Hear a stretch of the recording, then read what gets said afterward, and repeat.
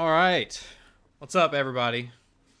And welcome to episode number 6 of the Nerdy as Hell podcast. I am your host, Matt, and I am joined today by my same array of friends that have been here all 6 weeks. We've got Jake in the top left, Chris in the bottom left, Cheyenne at the bottom right.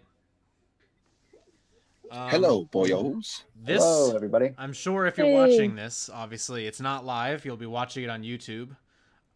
This week we had some scheduling issues for Monday night, and we've been thinking about recording it, pre-recording it anyway. So we're gonna pre-record it this week. I'm gonna have a premiere up at 8:30 on Monday. Obviously, if you're already watching this, I guess whatever. But yeah. So this week we're going to talk about some news coming out of Sony about the PS5 that came out about 2 days ago. Not the PS5, the news about it that came about 2 days ago. Then we're going to talk about some villains that we really, really love to hate. All right, let's get nerdy.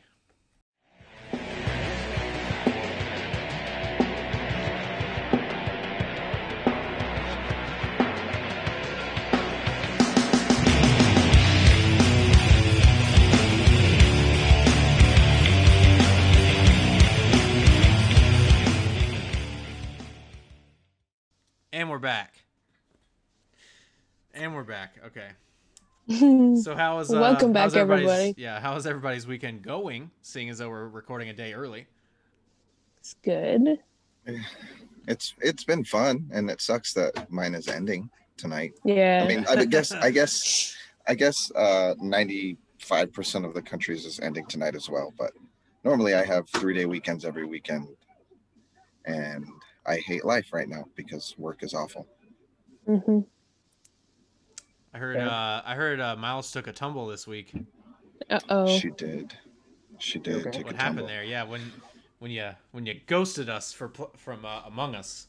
Well, she likes to get up on her little. It's literally a kid size like armchair of Mickey Mouse, and I texted Matt to see if he wanted to play some Among Us. And she was playing. We're getting ready to play. And then she stood up on it and for the first time, finally fell off of it. And it scared her more than anything, but it was a disaster for us to have to deal with. So. How long was she crying? About 5 minutes. Oh, that's not bad. More of a scared cry than exactly 100%. Because we were like looking at her like, is she all right? Is she examining had her? to inspect it like. Yeah. Still sounds okay. All right. Yeah, we're good. Everything works here. We're good. Well, good. I'm glad she wasn't hurt. Mm-hmm. Yeah, Me too. She's fine. She's running around watching Mickey Mouse right now. Man. Nice. Oh yeah, that's the life. Yeah. How was practice for you, Cheyenne, tonight? It was good. Yeah, we're slowly getting back into orchestra practice. So there's like 5 of us, and we're spread out. So 5.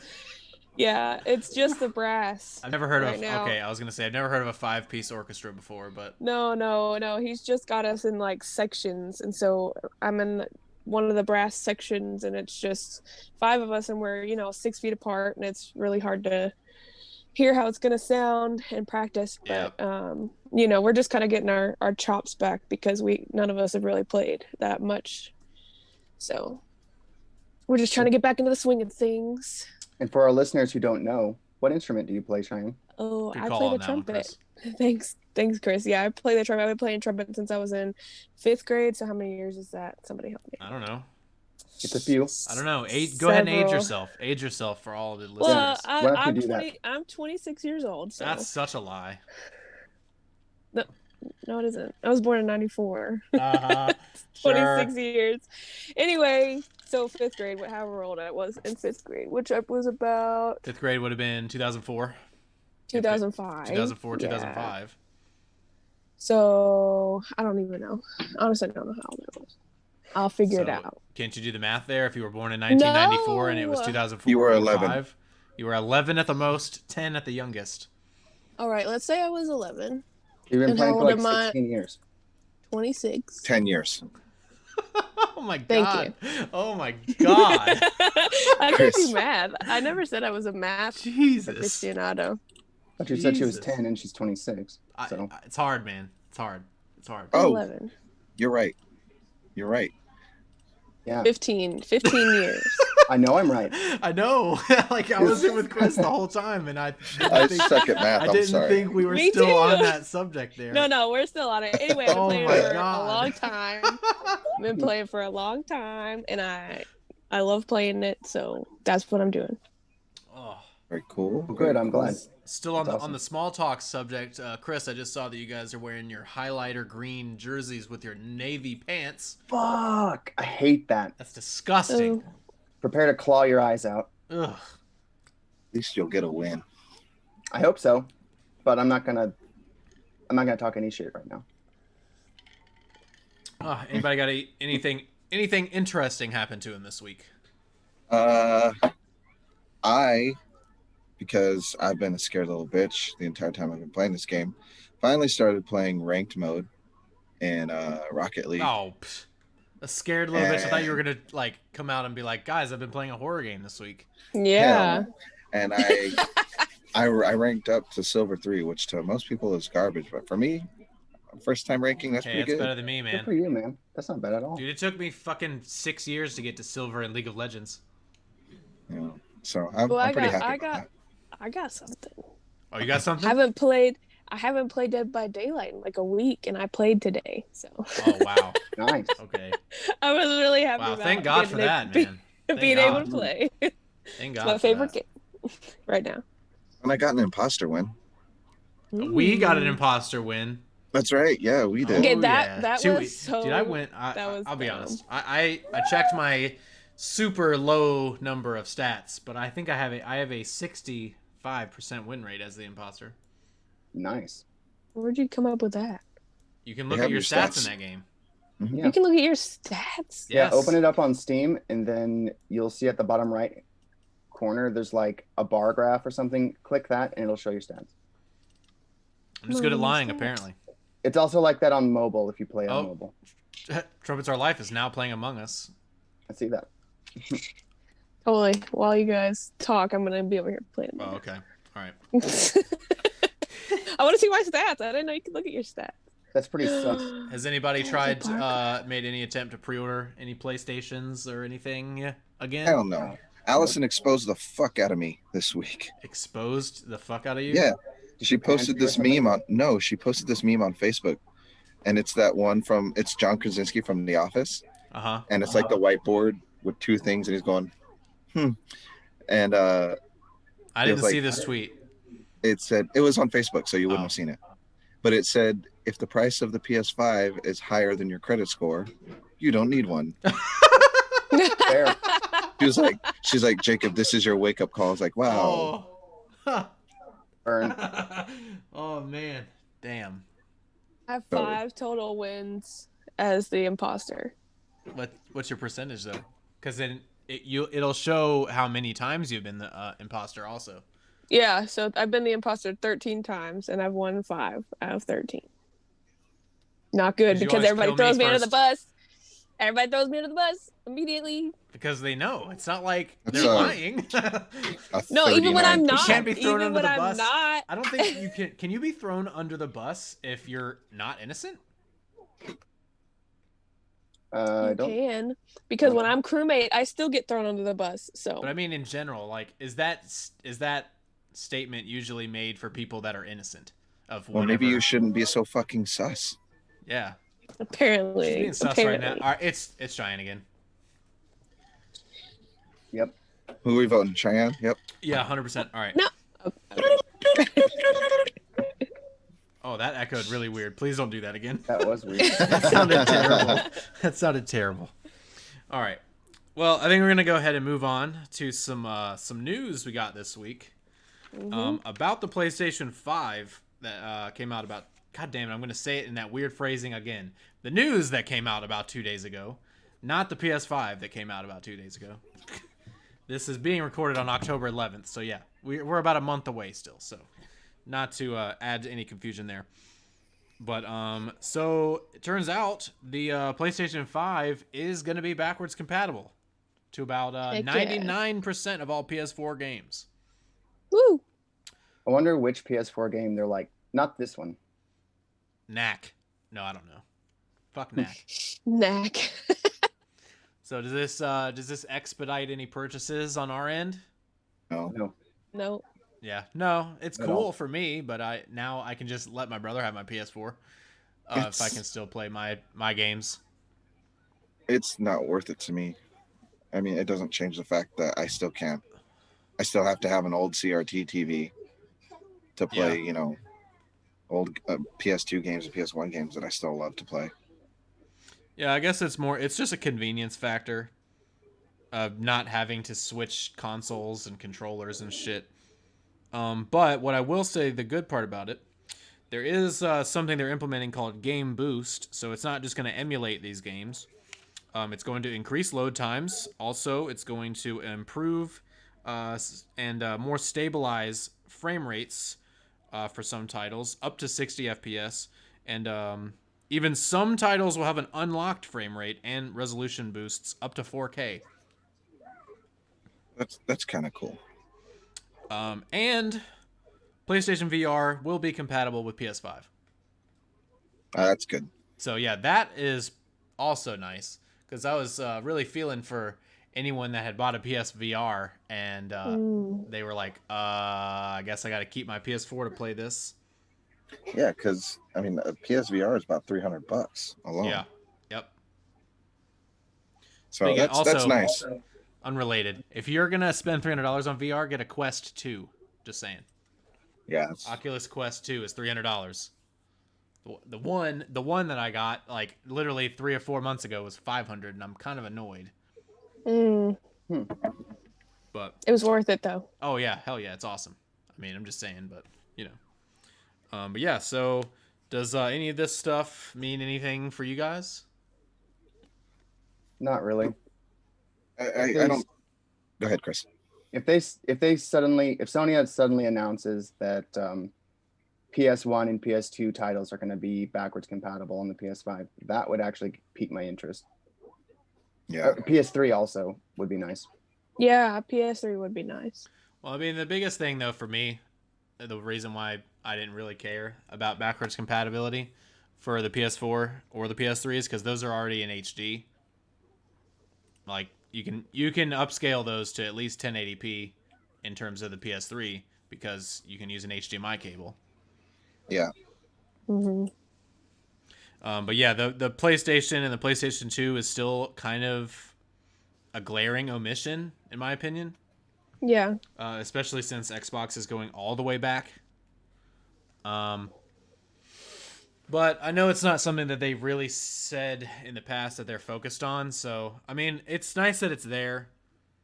It'll be cool for me because now I can basically, like I said, completely just give my brother my PS4 and still play all my digital PS4 games on my PS5. My only issue is that I own God of War and Bloodborne via disc. So that's a little bit annoying. Yeah, you'll have to get a disc drive. Dang. Yeah, or Wait. I'll just wait for Bloodborne to like go on sale for like $5 Dude, or something. Bloodborne was the free game of the Yeah. month on PSN. Right. It was at some point. It's not right now, is it? I I don't think know. Days it might Gone be. is the free game, but I know it was at some point, and I was like, well, I already own it, so there's no point in. I don't know. Maybe I did. Maybe I Rip. didn't. I don't remember. But yeah, that kind of sucks for me. But oh well. But I'll probably utilize it for Ghost of Tsushima and stuff like that to get that extra frame boost and the resolution boost. So that will be cool. The quicker load times will be nice also. Mm-hmm. But yeah, I guess it doesn't really change a whole lot though. It feels like they slapped it in there. Yeah, because they talked about it so late. It feels like like they slapped it in there Last like, minute. Fuck, we got to do this. God damn it. Mm-hmm. Because They're you know, demanding that we yeah. do this. Yeah, because Sounds that's pretty probably exciting. all it really is, honestly. It's probably literally Just a like a straight up code, response. that they decided they will just change that will allow it to read a PS4 disc. Well, it's a little more complicated than that.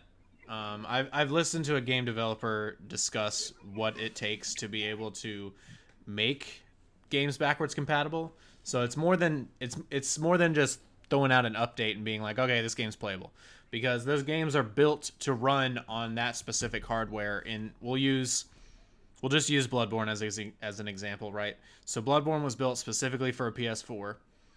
And you guys understand when you build a game that comes out on Xbox and PlayStation 4, both of which are built from the ground up separately, correct? It's not just ported, like we built this on the PS4 and then it ported it to the Xbox or whatever. Both of them are built separately. That's why a lot of times you get different glitches and shit. Unless you're Sega, and then you just don't care and you build it on a common ground engine. Well, there's that also, yes. So yeah, some developers do it like that, but yeah. So for an example, we can use Bloodborne. Like I'm saying, it was built for a PS4. They can't just be like, all right, we'll just port it to PS5 and it'll just play. What they have to do is they have to have a dedicated team to designing a AAA quality emulator for the PS5. To be like, and when I mean AAA quality, I mean like emulators like on PC and stuff work, but they're not up to the same quality that something like the PlayStation 5 needs to be at, because there's an acceptable level of glitchiness and an acceptable level of failures that is much higher on on PC stuff like emulators and shit like that. Because I would say that's probably a 30 to 40% of the time when I download an emulator, it just doesn't even work. Yeah, I tried downloading a PS1 emulator and I had such a pain in the ass time trying to get it to work. And on a console like this, it needs to be damn near 99% success rate, or else you're still going to get thousands of people bitching about it, even with a 1% failure rate. Yeah. Like Xbox has a dedicated team to backwards compatibility where they basically programmed a workable emulator into the Xbox One hardware through an update to be able to run those games. That makes sense. And they have to constantly be updating it and fixing glitches and shit. And then in addition to all that, you have to get the rights to redistribute the games because they have to be sellable again on that console platform. Okay. And you know the copyrights and all that shit that you have to go through for all that. So it's unfortunately a little more complicated. What were you saying, Chris? And consider that old games like PS1 and PS2 things, all these companies got bought out, went out of business. Yeah, exactly. You know, who knows where the licenses are now? Who has the rights to various titles like my precious Xenogears? Yeah. Monolith Soft was just like gone. So yeah, so it's a lot slipperier slope. Nothing in the gaming industry is as easy as it seems. I mean, a lot of these games take years and years and years upon years of development and all that stuff. So, Duke Nukem. Yeah, Duke Nukem. Looking at you, Duke Nukem. Took him way too long to be able to put that toilet with the turd in it that you could grab. It took way too long to put that in the game. Something I actually didn't write down that I do want to segue to real fast. Sorry that we didn't talk about this beforehand, but this is just off the top of my head. So there was actually some Cyberpunk news in the last couple weeks about CD Projekt Red being shamed for crunching, like they went gold, which means that the game is finished and is going into production. And the company, a lot of people are being shamed about the company because they were, quote unquote, they're forcing their employees to work 6 days over and overtime to try to, get the game ready to go by November. And a lot of people were shitting on them. And I think crunch in video game companies is bad. Basically guilting your employees into working 100-hour weeks and shit.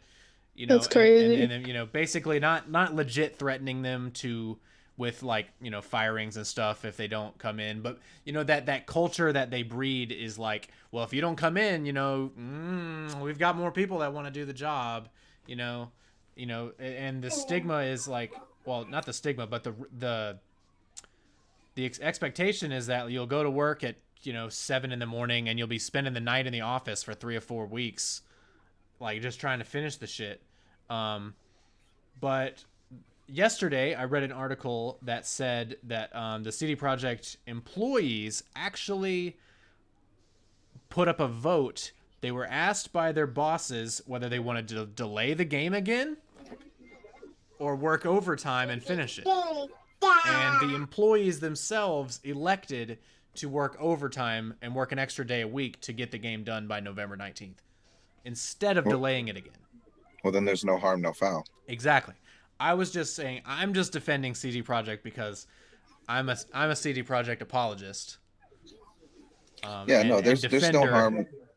There's no harm in the group as a collective. Yeah.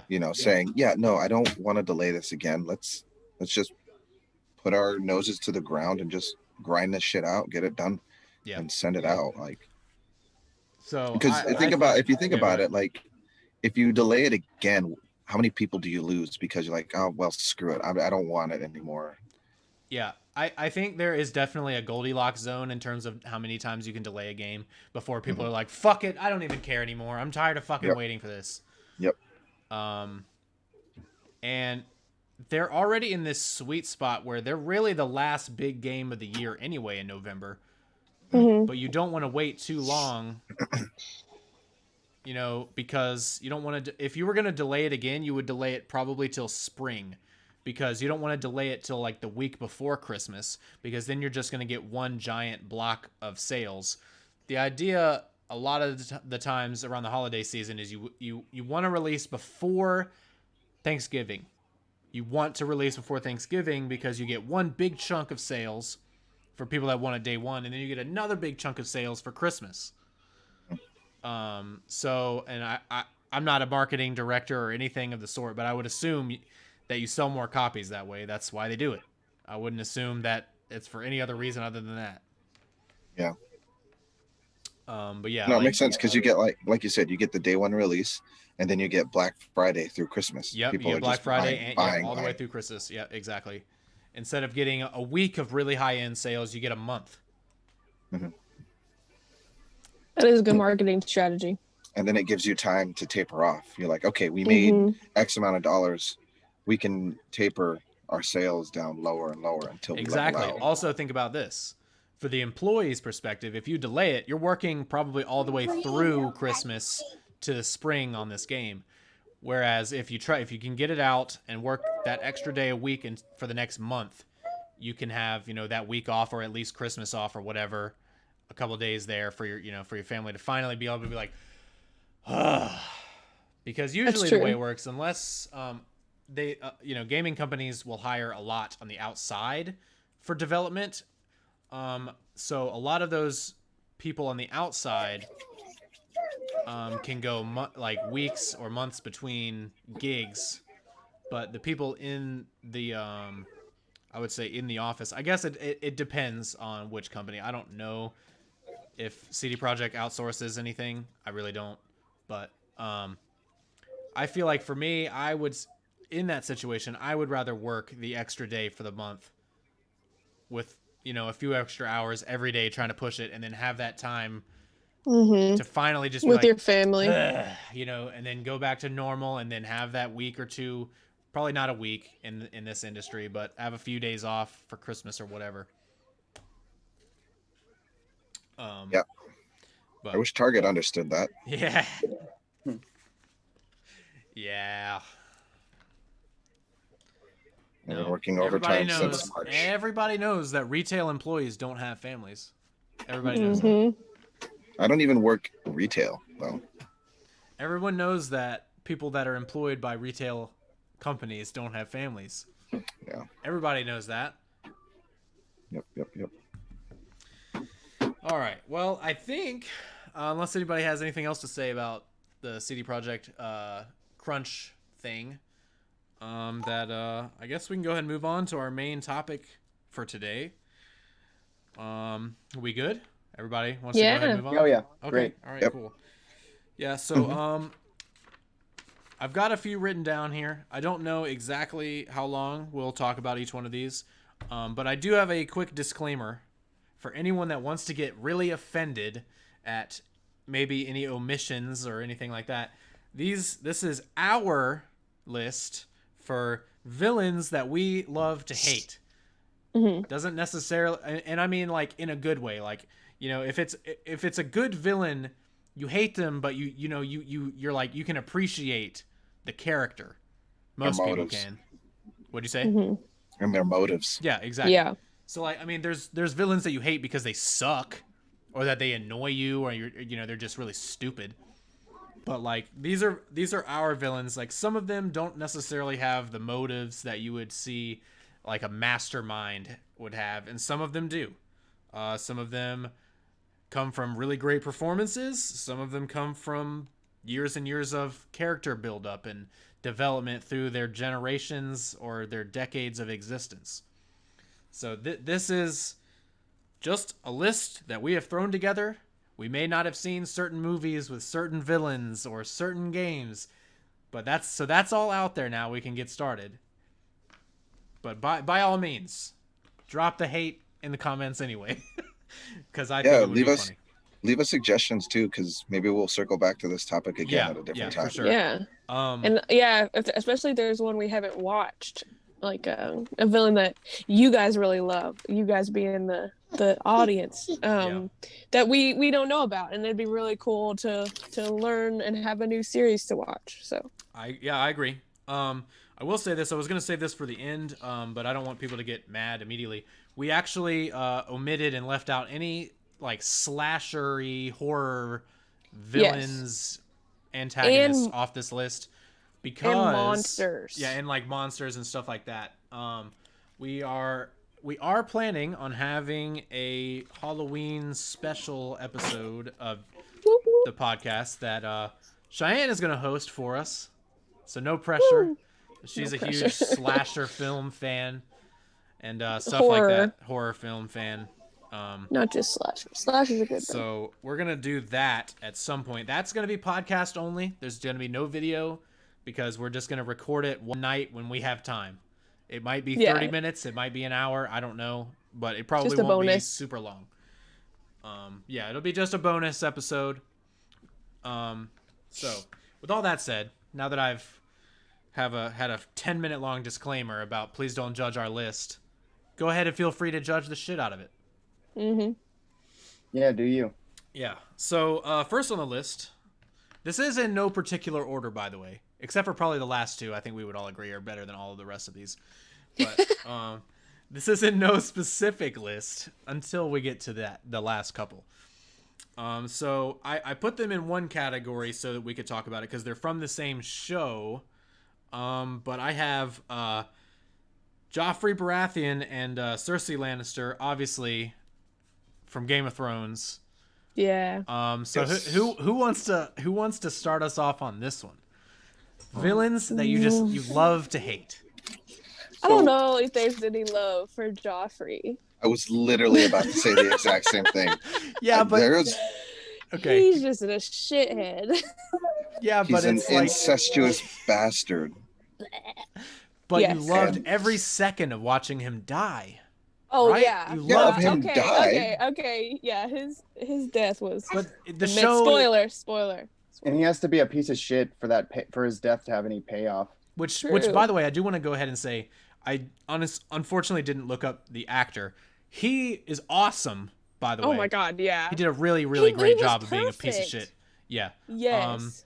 I've seen interviews with him. Cersei's- He's actually a really nice guy. Also, And Cersei, little too. Easter egg.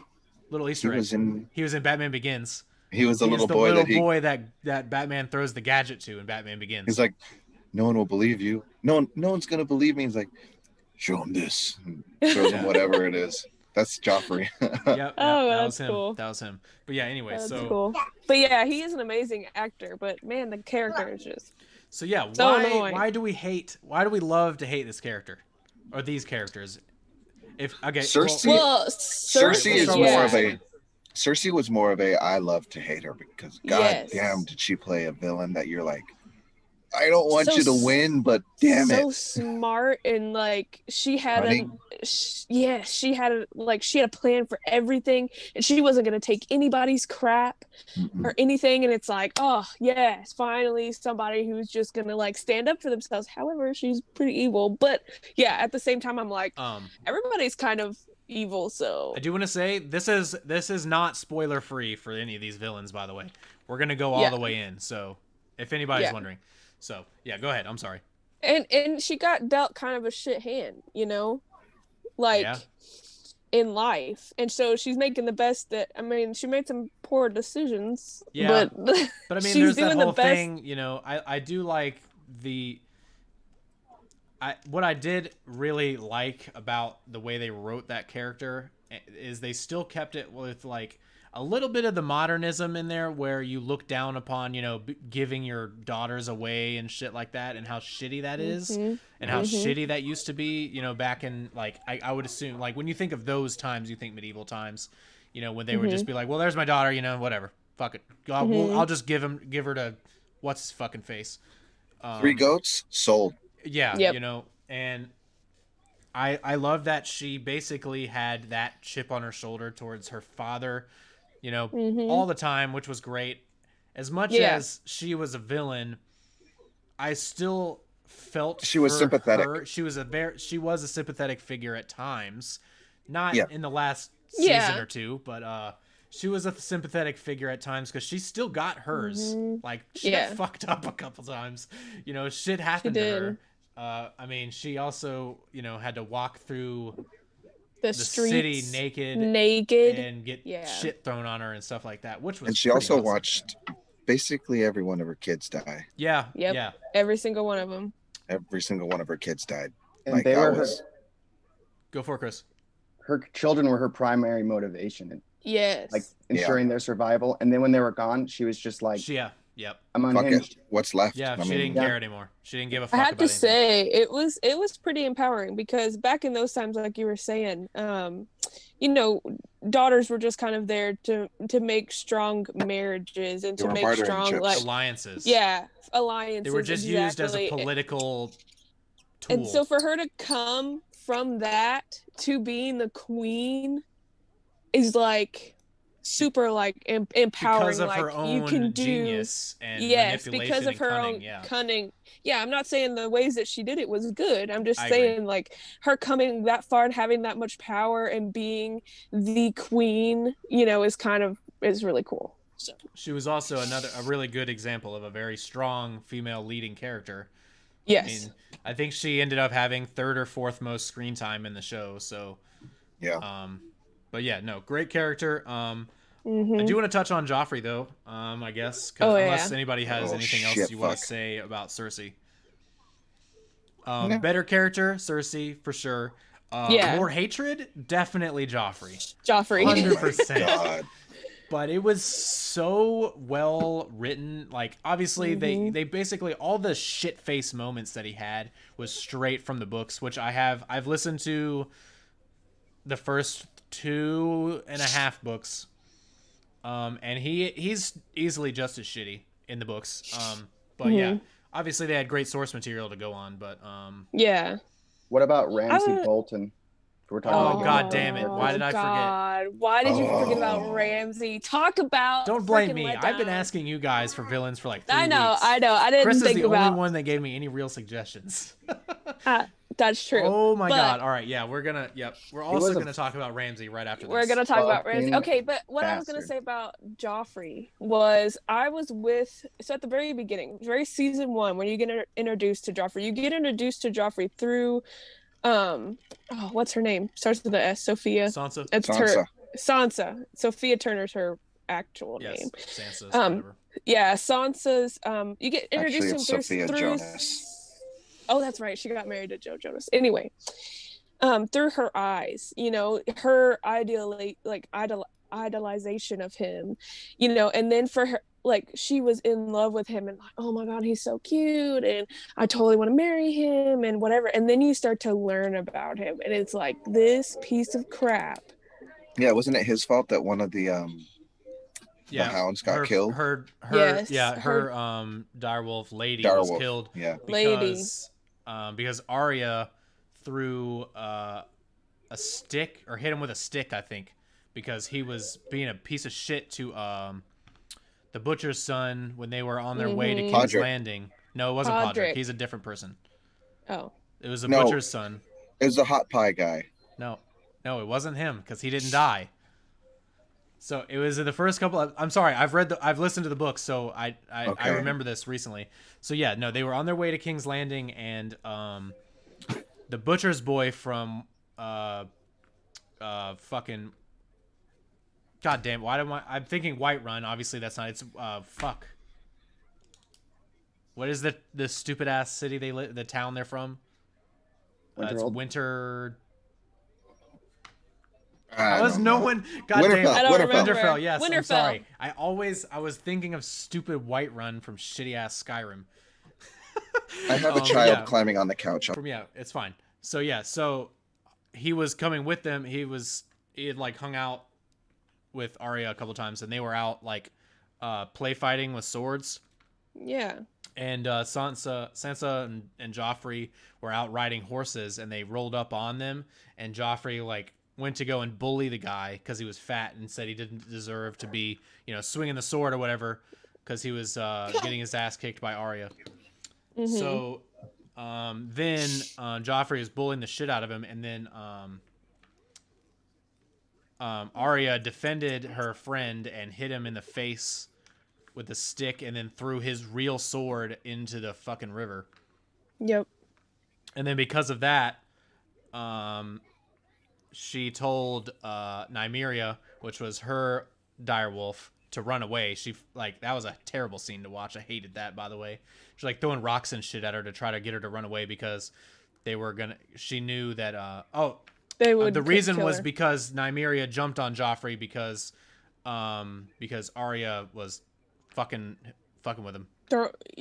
Fighting him, and so they were yelling at each other. Yeah, so the direwolf was Nymeria grabbed his mauled him a little bit. So then they killed Sansa's instead because the queen Cersei is a bitch, and even though Sansa had nothing to do with it, so yeah, it was that was that. But yeah, Joffrey's a bastard, literally. And now we're gonna go ahead and talk about another bastard that I can't believe I forgot about. I can't Ramsay believe I Bolton forgot about him either. Was probably, or Ramsay Snow, I guess he died, Ramsay Bolton, so was probably my most hated character in this entire series. Same. Yep. He was like a sadistic fucking piece of shit, dude. But I loved it. I mean, okay, I had to say at the beginning I did, because when he was torturing that one guy, the guy that I didn't like, the one with the rapey mustache, I forget his name. Theon. Yeah, Theon Greyjoy. I hated him. Rapey mustache. I hated him. Yeah, I did not like. Reek. Yeah, I love that part. I was like, go for it. Yeah, torture the crap out of him. I just wasn't expecting him to be as evil as he was. So, in the books, by the way, he I can't remember exactly how it went down in the show, but when Theon took Winterfell, his sister met him there and told him that they needed to leave because she was basically telling him that there's no way he could hold the Winterfell because he killed a bunch of people and all the shit, whatever. But he was like, no, this is mine. Fuck it. I'm doing At that point, they had thought he killed Bran Stark too. Yeah, he did fake that. Yes. And in the show, they Ramsay faked his own death, spread rumors about him being killed, and he presented himself as Reek to then get into Winterfell and take it from him from Theon. That's not how they did it in the show. Yeah, I don't believe it was. If it is, I'm a fucking idiot, and I'm sorry, but I haven't seen that season in probably 7 years. I think that was like season 2. But yes. I don't remember that at all, but that's cool. Yeah, in the show, I don't remember him ever referring to himself or disguising himself as Reek, because I believe the first time you see him is when he's helping Theon escape. Remember, quote Yeah. unquote, helping him escape. I'm pretty sure that's the first time you ever see him in the show. Yeah. Now I need to go back and rewatch that show. I know. I need I to was read the thinking books. about making us do that and then like late reviewing the entire series so that we can shit on the ending. Okay. And get a bunch, that'd be and get a cool. bunch of views, obviously. Duh. Down. Duh. Okay. Super late, but yeah. Yeah, super late. So who else we got on that list? Yeah, we're gonna move on now because we spent fucking 10 minutes talking about just the first one. I'm sure this one is gonna be real nice for Jake. He's gonna talk about this one. I don't have much to add because I haven't seen this movie since I was a kid, but I've got Scar from The Lion King. I'm gonna let you guys go. I again haven't probably seen The Lion King since I was 5 or 6. He's an asshole. That's all it He is. is. He's an a scorned asshole. asshole. But I can totally relate to him though. Why? Well, because he wanted, like, he thought that his place was to rule. He was the older brother. Yeah, he was Mufasa's brother, right? Yeah, Yeah. I do know that. Yeah, he was also, Yeah. and I might add, I'm sorry, I've only seen clips of the re-released one, but I still think Jeremy Irons' voice in the old original animated one was better. I'm sorry. Oh Yeah. yeah, for sure. It was good. But yeah, he is an asshole. I mean, yeah, like you said, Come he's at me. scorned. And you make He me look like thought- an asshole? He thought that it was his place to rule, and then his brother took over, and then his stupid little Simba child nephew is gonna take over. Which, Well, I mean, I if see where he's going. Like, I if you see wanna where his be thought process technical, is. and you want to blame Disney for this, Scar wouldn't have even been alive No, yeah, not in because a pride. Mufasa would have killed him because he was the stronger, more alpha Getting male. biology. Well, Biology isn't now. that Well, Scar Isn't that lived why far he away. Whatever He you wasn't would call in the it. pride. He isn't was Yeah, that he was- why he was in a pride. When he Isn't that why awake, he had the scars? I thought he was. Yeah, no, I thought Scar was outcast from the Yeah. Pride. That's the Lion King too. Oh, okay. so he was in Lion King 1, he was in the pride, just like, what's up, bro? I thought But he yeah, died but in the first he one. kind of lived. He He did, lived apart. but you're thinking of Kovu, not Scar. I don't think I am All right. because I don't even. Yeah. I didn't even know there was a Lion King too. So. Yeah, and there's also a Lion King 1.5. Oh, stop. It's really good. No, Scar. He's. Yeah, Jake's I the don't huge know. Lion King fan. Go for it. Yeah, He's seen the play and shit, or right? Yeah, I've seen it on well, not on Broadway, but I've seen the Broadway production. I actually saw the movie before this little butt was born, the night before she was born. Scar just has it's his motivation that you're right, Cheyenne, that he was supposed to be king. hmm But again, you have to, because we can only assume, we don't know what happened between Mufasa and Scar. But right. we can only assume that, that there was some kind of Battle. battle between the two of them. Yes, Matt. If we're being honest, also it's literally the story of Hamlet. By the way, if anybody, Yeah. didn't know. Yeah. If anyone Oh, didn't yeah. know that, it's literally just Disney's kid version of Hamlet. Yeah, for sure. So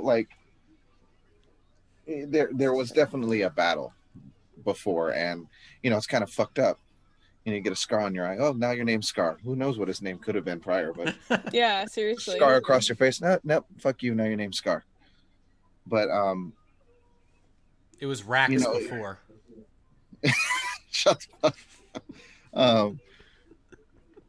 But his motivations are understandable. He's Mhm. not a sympathetic villain, but he's definitely I see why. I Yes. understand why.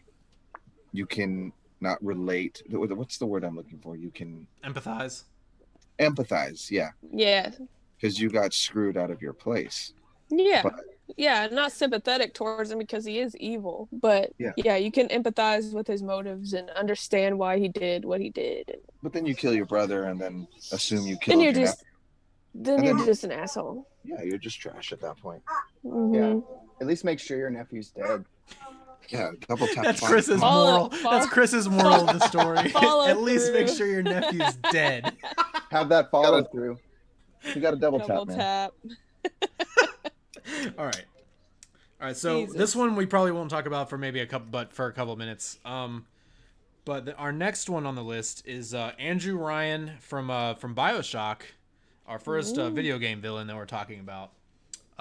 If Chris, you probably remember a lot more about this than I did. I did play this game, I think twice. I finished BioShock, but I know Chris, you played it a bunch. I only Yeah. played Bioshock 2, actually.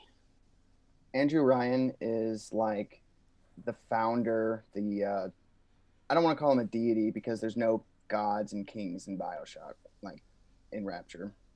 But he's like the founder, and I don't remember if he was the inventor of like the plasmids and the shit that gives you the abilities that you have. I think he might have been. But he's just like, as soon from the very beginning, he's like manipulating you. You're like, would you kindly blah blah blah? Would you kindly blah blah blah? Do this or do that task. He's just, I don't know. He's a fucking asshole. Is he the main voice that you hear over like all Yes, the narration? he's the guy narrating and talking to you the whole game with a different voice. Mm-hmm. No, well that makes him Manipulating deceptive. you into, doesn't he try to, what is it? He's trying to manipulate you to what, free him, like what, or like rid BioShock from all the people that have like overthrown him, right? Yeah, like kill all the fucking splicers and random bitches running around doing shit. Because the plasmids kind of like, I don't want to say they rot your brain, but they give you like this ridiculous dementia, make you really violent and insane. And I played like halfway through that game and I got stuck and I couldn't ever progress. But that was when I was probably still in high school, so I should probably give it a shot again. I was thinking the same BioShock thing. HD collection is on Xbox One and PS4. Mm. It was good. Yeah, it was good. I thought it was good. It was a very good twist. It was. For the Thanks game. for ruining it for me. You're welcome. But, he dies like a bitch. He does. He does. You fuck him up pretty good. So, Mm-hmm. but we're gonna go ahead and move on to another video game villain that Jake's gonna love. We've got Dr. Robotnik / Mr. Eggman Egg from boy. Sonic, or Dr. Eggman, whatever the fuck. This little shithead. Dude, that's goals for my mustache right there. Oh God. That's awesome. Yeah, to Please sprout out don't. like Yeah. 3 feet past your ears. So Dr. Eggman, I don't know if I hate him as much as I actually love him more than I actually hate him, because he's just a stupid idiot. He's a genius. I mean, don't get me wrong. And if you want to go off of comic book lore, I'm pretty sure it's his fault that Sonic exists in the first place. Fun fact, so it was like a lab accident that created himself as Dr. Eggman now and Sonic the Hedgehog, at least if you're going by the comic lore. His real name was Kintobor. Avi Kintobor, that was his name. Obviously. And Avi Kintobor. And Sonic's real name was like Ogleby or something. Like, I'm not even shitting you. Was he a person? No, he was a hedgehog. Oh, it was just like brown a hedgehog? A brown hedgehog that was completely normal looking, and then some kind of Powerpuff Girls-esque explosion happened, and then you get Sonic and Dr. Eggman. Chemical X, man. It's a powerful thing. Chemical X. But like, he's smart, and his whole motivation is just to destroy the world. But Sonic, that's just no good for Sonic the Hedgehog. So, like, I don't know. He's turned into one of those. I don't know. There's this guy I watch on YouTube, and I'll probably bring him up again for sure when we talk about another video game character. I'm not going to give away any names. But he's turned into like a bully as of late, not so much a villain.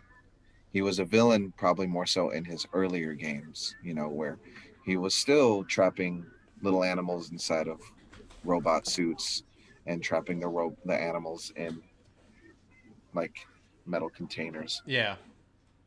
But as of late in most recent games, he's been kind of a joke. He's been the butt of all the jokes. I would say, someone like, even though the game wasn't all that great. Oh fuck, I'm forgetting his name. The villain from Sonic Forces was really cool. God, what's his name? Infinite. He was cool. But he's a fun villain to love to watch fail. I think that's what my biggest part about him is. Yeah. It's funny to watch him fail. I was gonna say we're gonna change the name of this to villains we love, villains we hate. There we go. Okay. All right. Is that better? That's better. That makes it easier because I don't necessarily hate him. Yeah. I think he's a fun character. Yeah, it was never meant like the villains we love to hate thing was never meant to be like literally, but Yeah. But no, he's definitely one of those characters that you're like, okay, what are you doing this time? Okay, you're fucking up the whole timeline.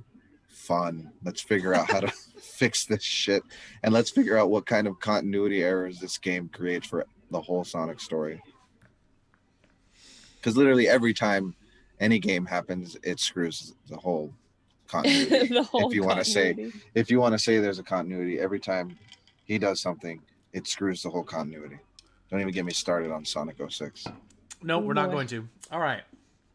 We'll Save that for a time. future episode where we talk about epic failures in gaming. Oh my god. All right. We're going to go ahead and move does that mean I have to play it again? Yeah. Yeah. Sure. No, Or just you. watch someone else play it on YouTube. How about that? Yeah, maybe I'll stream it or something. Watch a walkthrough. All right, so we're going to go to our next villain. Now, obviously, this character has been around for a very long time, decades even. And if it's the one I think you're about to bring up, celebrating his 35th anniversary, isn't he? No, he's much older than that. Oh, okay. This one is much older than that. Way older. Yeah, way older than that. The devil. You got him. Close. You got him. Close. Satan. That goes under Closer. villains we love. Warmer, Jake, warmer. Yeah. A lot of people would call him I was gonna say Satan. he's been misinterpreted as Satan. Yeah. It is Dracula, of course. Dracula. One of the all-time classic, everlasting villains ever. Yep, for a long time. So many iterations for literally, I would of even Dracula. say since the 1800s, right? When the book was written, yeah. Yeah, I don't remember the exact date, but if you guys 1886. Okay, that was I'll look at that. Wasn't that right after I know Frankenstein was before that, right? Or was that slightly after the actual book? I think Frankenstein was before. I'll have to look it up. All right. Well, while you look that up, there's so many different iterations of Dracula. I have only really seen a few. Some not great. Looking at you, Van Helsing, Dracula. Okay, Dracula was first published in London, May of 1897. That was a couple years off. It's pretty old. Over 100 years old. So, so Dracula's been around a minute. Some would say Frankenstein that he's a boomer. Sorry. Frankenstein was before? Frankenstein was in 1818. Whew! Almost 100 years before. Several years before. All right. Yeah, so, okay. Yeah, so anyway, Dracula. But the specific Dracula that I want to talk about first is the one from a very recent Netflix exclusive anime called called Castlevania. Castlevania. We've all seen this anime, right? Yes. I've seen. And I know we have because I've forced each one of you to see it. That's true. I haven't finished second season, but I have seen the first season. Jake, come on, he's bro. so much better. It's so much better. In the second season. He was still dead to me, so that's awesome. What? I didn't know he would come back. He was still dead. He didn't die at the end of season 1, so you've seen season 2 then. Yeah, he died at the end of season 2. Yeah. I just screwed it for myself. Season 3 is maybe what you're thinking of. Yeah, probably. Oh Anyway. yes, I forgot that there was like a one season. It was like four episodes. And then, yes. Yeah, and then season 2. Okay, yes, okay, all right. We're still good. Yeah. No spoil. I was gonna say, I was like, I'm pretty sure you knew that, but anyway, So we're gonna talk about the first 2 seasons because, I guess spoiler, he's not in season 3 of Castlevania. Yeah, because Alucard killed him. Spoiler. Yeah, I just said spoiler. I literally said spoiler. He's not in season 3, and Cheyenne was like, spoiler. Yeah, spoiler. But yeah, so Gotta reiterate the spoilers. yes, you did. Thank you. So Dracula Can I, Castlevania. Go ahead. Can I start off? So, yeah. First of all, I love the character. I loved Dracula Mm-hmm. in Castlevania. His motives were definitely understandable. They killed his wife, and all he wanted to do was just live with her. That's all he wanted to do. He was just done with human shit. So am I at this point. Relatable. So relatable. Exactly. But this has nothing to do with the character itself. It's more so the design. Yes. I swear to God, he is so cool looking, and for some reason, he gives me such. I mean, God, they drew him so well. Like they designed him so well. But he looks like somebody I like to watch on YouTube, and I wish they would do a cosplay of him because it would be perfect. Aaron Hansen. Aaron would do that Dracula such a justified, like he'll do that cosplay so much justice if he really went all out for it. Mm-hmm. The whole time I watched the series, I was like, it's Aaron. it's Aaron. Or Ego Raptor, for those who know him by Ego Raptor. Mm-hmm. So Chris, Dracula, Castlevania, go. You've been pretty quiet. I like that initially he was basically a hermit. He just kept to himself. He kind of was just like, fuck off, I'm a vampire. Meh. And just like that. When he met his wife, whose name I'm forgetting. Lisa. When he met Lisa, she was just like, teach me medicine. I just want to know science, please. I just want to learn science. And he showed compassion for her, which it shows that he's capable of it. Because she wasn't afraid of him. And then you see, like, after she's gone, he has no compassion left. That's it. It's gone. He's just like, humanity is a virus. We need to get rid of it. And he unleashes the hordes of hell, and he just doesn't give a fuck. If 1 million babies die, he doesn't give a shit. There's no good in humanity anymore after Lisa's gone. Yep. And I like how the show vilifies the Catholic Church. Yeah. They do it in a decent way because, like, you know how in the 1300s, 1400s, 1500s, they were like the Dark Ages. Germany and in France and in England, if you were accused of being a witch, you get burned at the stake. Like Joan of Arc, for example, was burned at the stake. Mm-hmm. Just simply for accusations, you were guilty. Yep. Well, I mean, she was like in Salem, leading people in battle, but yeah. No, yeah. Salem, if you read the Crucible like we had to in high school. Yep. All just little girls being like, nah, she's a witch, and they burned them, hung them. Forgot about the Crucible. Fuck you for making me remember the Crucible. That's what Abigail is about. The song. Good, Motionless in White. Yeah. Yeah, that's what that song is literally about. The book. Mm-hmm. I like. And it takes a line from Daniel Day-Lewis at the end of the song for the movie. I say God is dead. If you guys haven't listened to Abigail by Motionless in White, you should pull it up and listen to it after you listen to our podcast.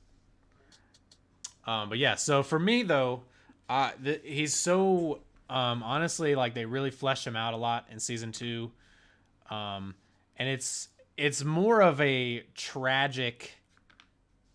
He's a tragic villain. He's a tragic villain who basically he decided that for this woman he was going to basically live like a man and walk around and see how people live and reconnect with his humanity. Reconnect with the simplicity of how humans live and interact and stuff like that.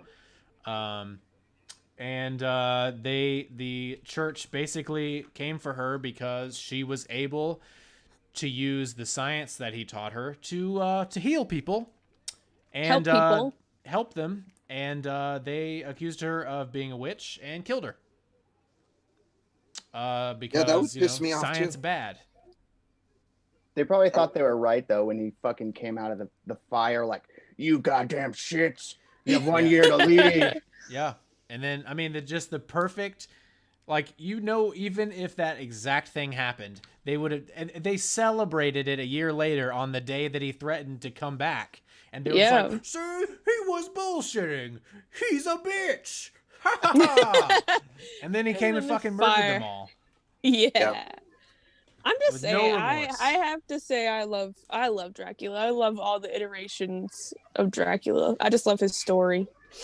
Did you guys know that the guy that played Count Dooku was typecast as Dracula for like 20 years? Christopher Lee? Sir Christopher Yes, Lee. Sir Christopher Lee, who is a badass, by the way. It is unfortunate that he passed away a few years ago. He was a lead singer in a metal band. Damn. He was a lead singer in a metal band that I need to listen to, by the way. I'm sorry to go off on a Christopher go Lee for it. tangent, but did you ever notice how his lightsaber, the helm, was curved. angled? Yes. Yeah. Midas in his hands, so they made his special for his hand. Oh, that's to cool. hold out. That is cool. Oh, see, I read that his thing was curved because his ancestors were. I'm gonna have to look it up, but he had ancestors that had the curved hilt in their swords. So they, as a maybe nod it was a to combo of both. Yeah, as a nod to his ancestry, they did the curved hilt of the lightsaber. I don't know. I have to look it up. Another Sir cool fact about Christopher Lee- Christopher Lee, though. Oh, god damn it. he was. Oh, you go first. You go first. He was in a movie. He was in a horror movie. I think it was one of his first movies with the actor that played Grand Moff Tarkin, and they were actually friends. Yes, in real life, they were in real life. Yes, they were friends for years and years after that movie, and unfortunately, he was never in Star Wars until after that actor passed away. When he was in Episode 2. But yeah. My fun fact is Sir Christopher Lee also voiced so for some reason Kingdom Hearts just manages to land like top tier A-list voice actors. He played Ansem the Wise. And even as a kid, before I was like super knowledgeable about, that's this voice actor, or that's this actor, or that's this person, because of seeing Star Wars Episode 2, where Count Dooku was introduced, I knew that voice. Yeah. From the first time I played Kingdom Hearts 2, I was like, I know this voice. Who is it? And it turned out to be Sir Christopher Lee. He's just everywhere. Yeah. He's the nerdiest of all nerds. That guy's awesome. I didn't know any of this information about him. I really didn't know how awesome he was either until he is a badass. Yes. Yeah, look him up, Chris. Look at his IMDb and all this stuff. Like, just go to his Wikipedia and read it. It's so fascinating. He was in that? Yes. He literally was stuck and typecast as Dracula for literally like 20 years. He only got typecast as villains because of Dracula. What'd you say? He did it so well, and that's why? Or is it just his appearance? Well, yeah, his first couple performances were really good, but then because of different actors or different directors and stuff, they took it in a more of a stupid, silly way, which kind of hurt him in terms of like his acting career. He was also, I'm pretty sure he was in, I think I remember hearing that he served in the British Army in World War II also. So I'm almost certain. That's correct. I'm almost certain. It was the British Air Force. I can't remember, but he served for England in World War II. Also, he is a badass motherfucker. Yep. And that's all I gotta say about that. Nazi killing some bitch. Hell yeah. Yep. And us as Americans can get all about Nazi killing. Yes, let's kill us some. Speaking of Nazis, the next one we have though is Hans Landa. Or Landa, depending on how you want to pronounce it, I guess, from Inglourious Bastards. If you're not familiar with the name, he's the Christoph Waltz is who played him. If you're not familiar with who Christoph Waltz is, he is the German doctor in Django Unchained. He was also the villain in Spectre, James Bond, 007 Spectre. Oh, yeah. Shit, I forgot that. Yeah. So, this movie, by the way, is amazing if you haven't seen it. Inglourious Basterds, really fucking good. Really fucking good. It's a Tarantino movie. It's so good. Never seen it. God damn it. I wish I had made you guys watch it before this episode. This guy, though, holy shit. That opening scene, though, when he goes to a Jewish family's house at their dairy farm, because he's looking for Jews. He's looking for them to, persecute them, and make sure that this family isn't housing them. And you see it almost solely from the perspective of this French girl and her family that are Jewish. They're hiding in this family's basement under the wooden floorboards while he comes in and, it seems like he comes in, knocks on the door. He basically asks them, I believe, like, are you housing any, I don't remember the exact words of this, but basically he's there looking for Jewish people, and he's about to leave, and then for some reason he's like, no, I'm gonna turn, and he turns around, but his acting is so fucking good. He is so calmly sinister. It's so disturbing watching him walk around in this movie. He does such a good damn job in this movie. Christoph Waltz, so good. But he keeps, like, every time he looks like he's about to leave, and then he's like, oh, and then something else, and then there's so much suspense. Eventually, he discovers that their family is under the floorboards, and he kills all of them except for the girl, I believe. Doesn't he, Chris? She runs away. And yeah, he's she runs away, and he says some weird lines or whatever. I forget what it was. Yeah. It's iconic, though, whatever it was. Yeah, he had multiple scenes like this that were just so good. He definitely stole the show in this movie. But fantastic villain, great performance as a stereotypical Nazi commander general guy. Huge piece of shit in the movie. Great job though, Christoph Waltz. Huge piece of shit. Yeah, but he was a great actor. He did way better than Brad Pitt. Brad Pitt's fucking, well, to be fair, no, Brad Pitt was good in that movie though. Brad Pitt was good in that movie with his super fake Italian accent. Arrivederci. Arrivederci. They were like, Germans don't have an ear for Italian, so he does it like.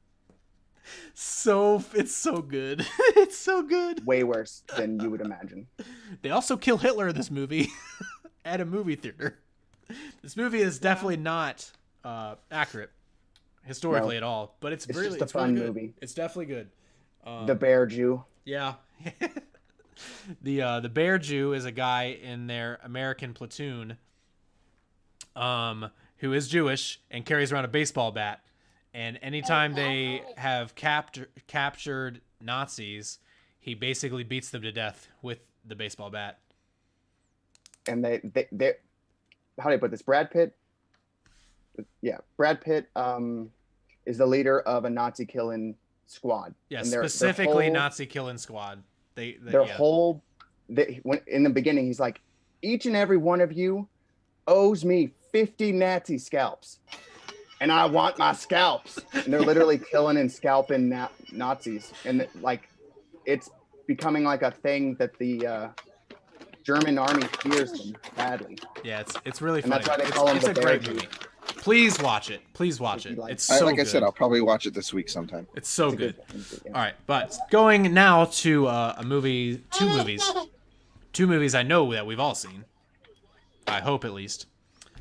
We've got a certain comic book villain that will probably live on in infamy forever, and I don't know if it will ever be topped what they did with this character. But we've got Thanos from Avengers: Infinity War and Endgame, and whatever other movies he was in the post-credit scene of.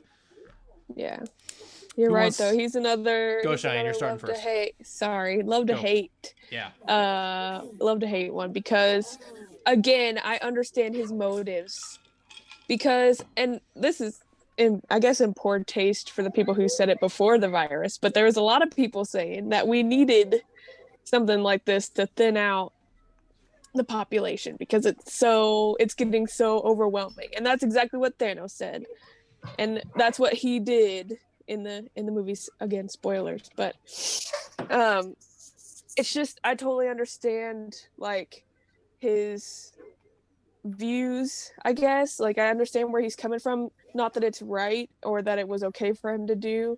And then he went kind of 100%. There was no gray area for him, like with Gamora. Yeah, he was willing to sacrifice everything. Yes, yeah. There was no. It was 100% for his goal. There's no. Yeah, there was no mercy for his daughters. You know, so that was kind of shitty. But you know, I guess you can kind of see where he's coming from.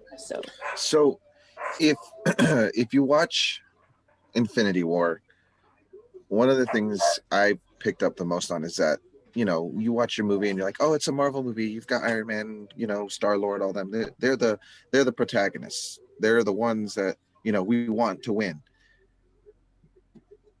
Initially, the first time I didn't, obviously, you know, you don't want Thanos to win. You want the Avengers to win, beat the bad guy and move on to the next bad guy. But going back and watching it over and over and over and over again, you realize that Thanos was the protagonist. That was his movie. Yeah, I agree. 100% I agree. So it's his movie. Like, sure, you follow Thor and his whole journey. Thor was probably the closest one out of all the heroes that this was his protagonist movie as well. This was Thanos's movie. And because we watched his story from his original motivation to how he's getting it done, to him accomplishing and quote unquote winning and beating the quote unquote bad guys. Yeah. So it's interesting. I mean, and you have to take into account that he's on this crusade, you can call it, because it's definitely a crusade. He witnessed it happen to his own planet. And it's coming from a sense of moral ambiguity that blinds him into thinking that he is justified in just eliminating half of the universe. I would also say there's a lot of ego there also. Yeah. Like, he comes off as selfless, but 100% there's a lot of ego there because, you know, he wants to put it on himself because he's the only one that can do it. And, he's playing God at that point. Yeah, exactly.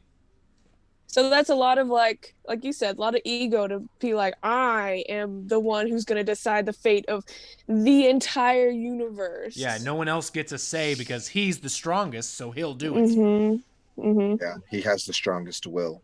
Yeah. Go, Chris. But yeah, go ahead. I've only seen each movie once, so I don't have enough fresh memory to contribute much beyond what you've said, to be honest. And then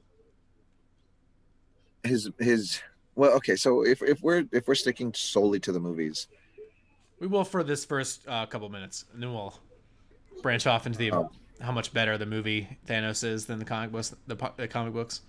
That's debatable. You and I both know that. I never. His motivation is better. I'll say that. Does movie Thanos have a Thanos copter? Nope. You're right. Yeah. You're right. The comic book version's better. It's so much better. Anyway. No. In the movie,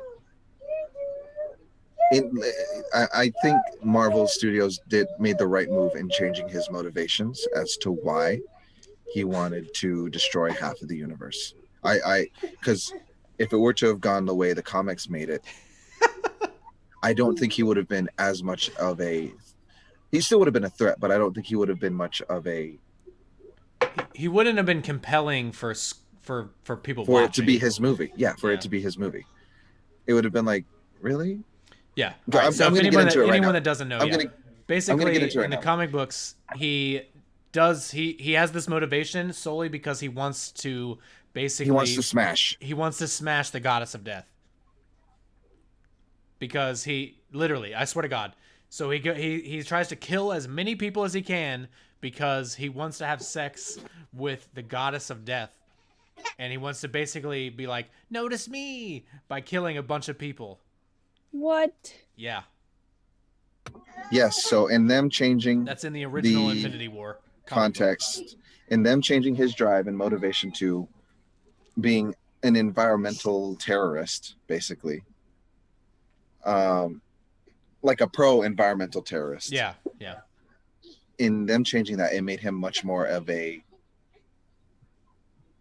understandable character. Like, you understand his motivations. If you were to go into that movie, let's say 2 years ago, you go into the movie theater and you watch Thanos go on this entire journey just because he wants to, get with death. Excuse me.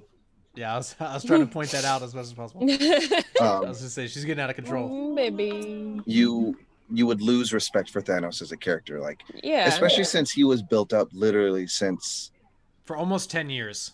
yeah, for about 10 years, close to 10 years. Like, I think it was 8 in total, but still, yeah.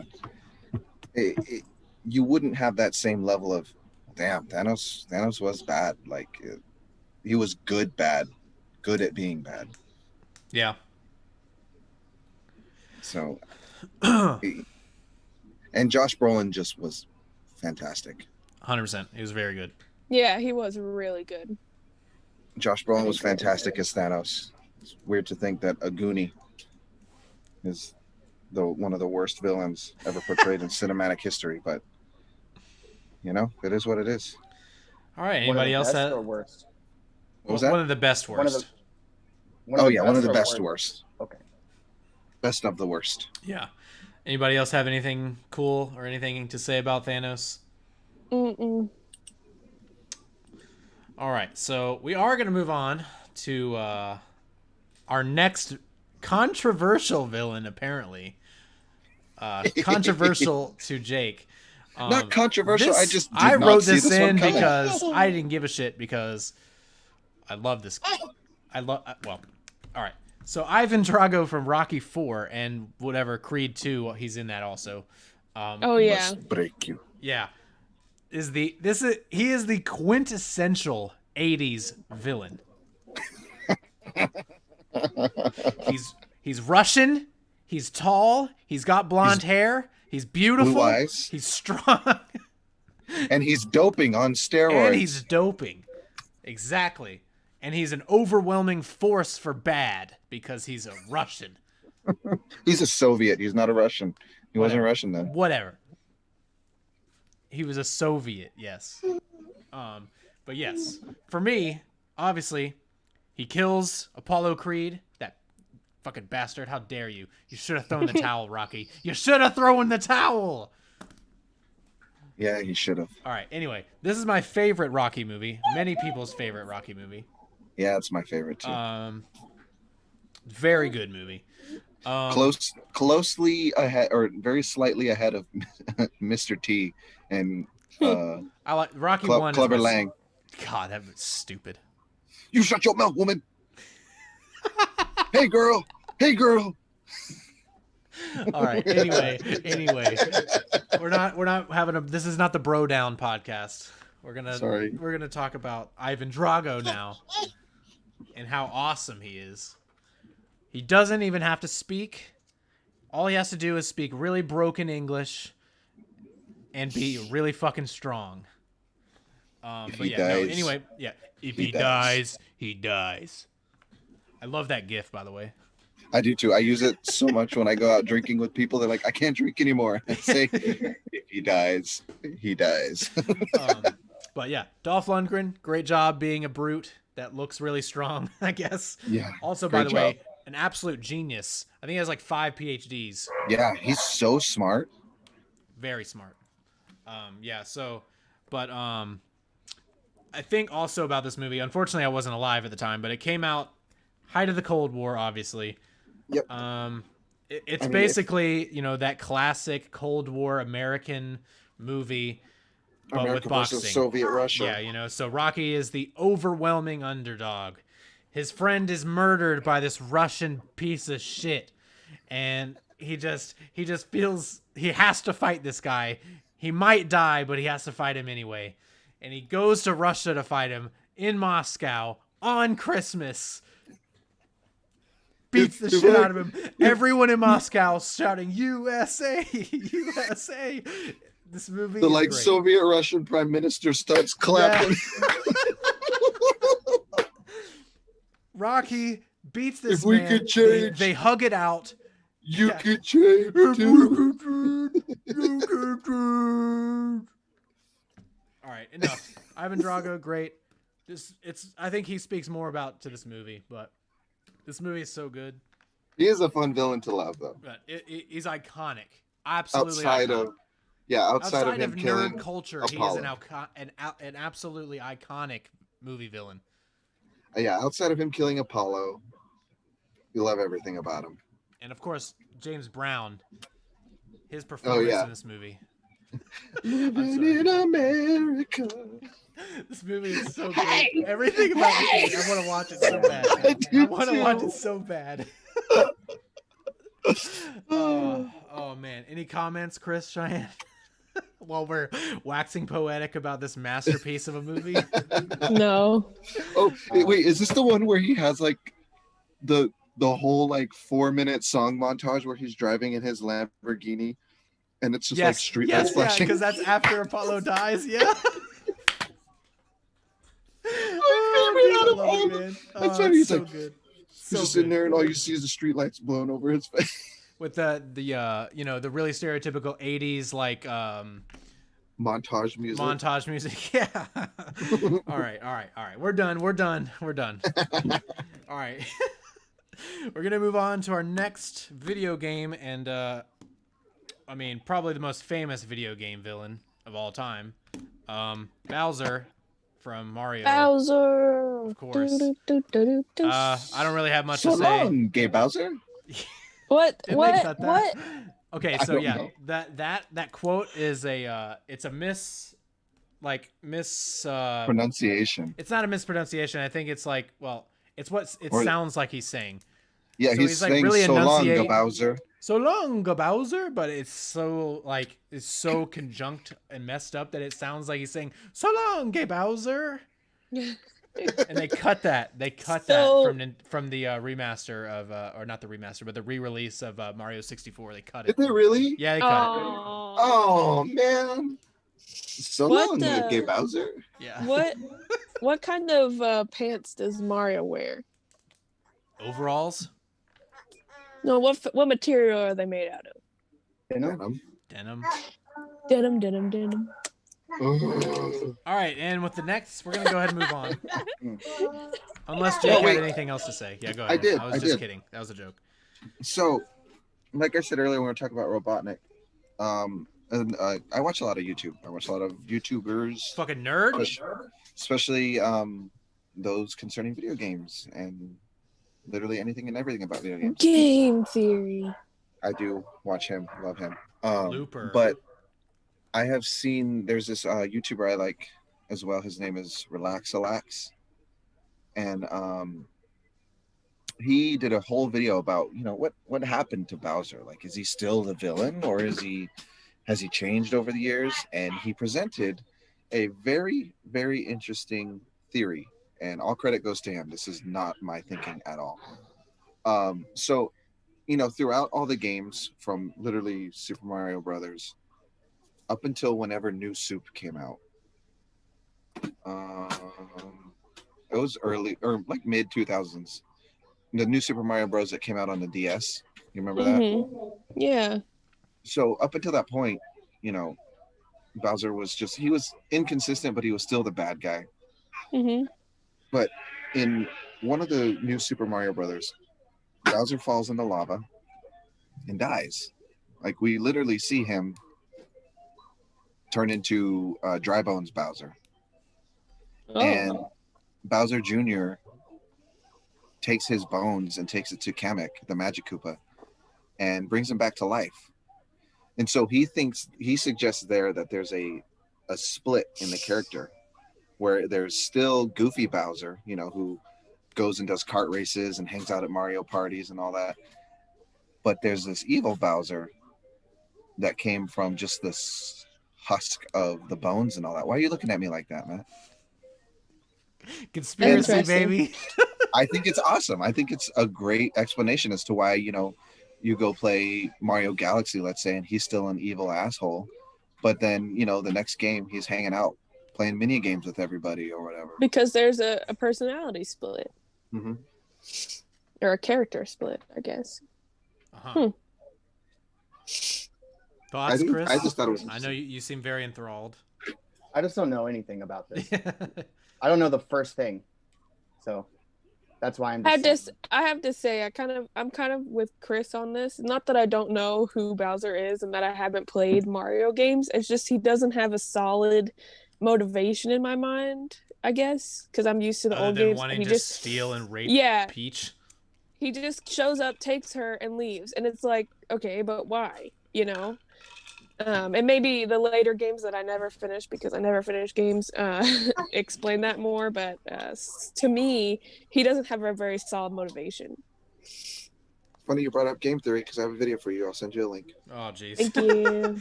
All right. We're going to move on to our collective. Obviously, these are probably the absolute S tier, elite tier villains in existence. I think that all four of us could absolutely agree that these should be at least one and two on any villain list ever.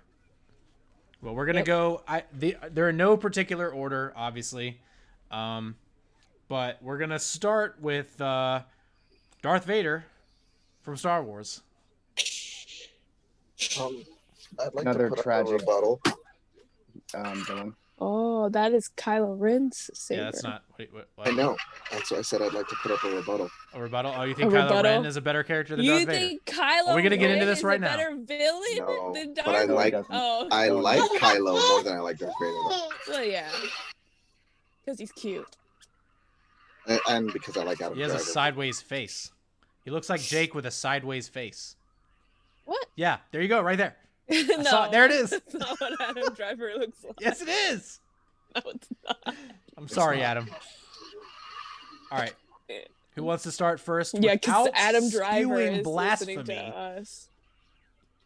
Who wants to go first? I freaking love Darth Vader. Who Clearly. doesn't? Who doesn't actually love Darth Vader? Yeah, who doesn't love Darth Vader?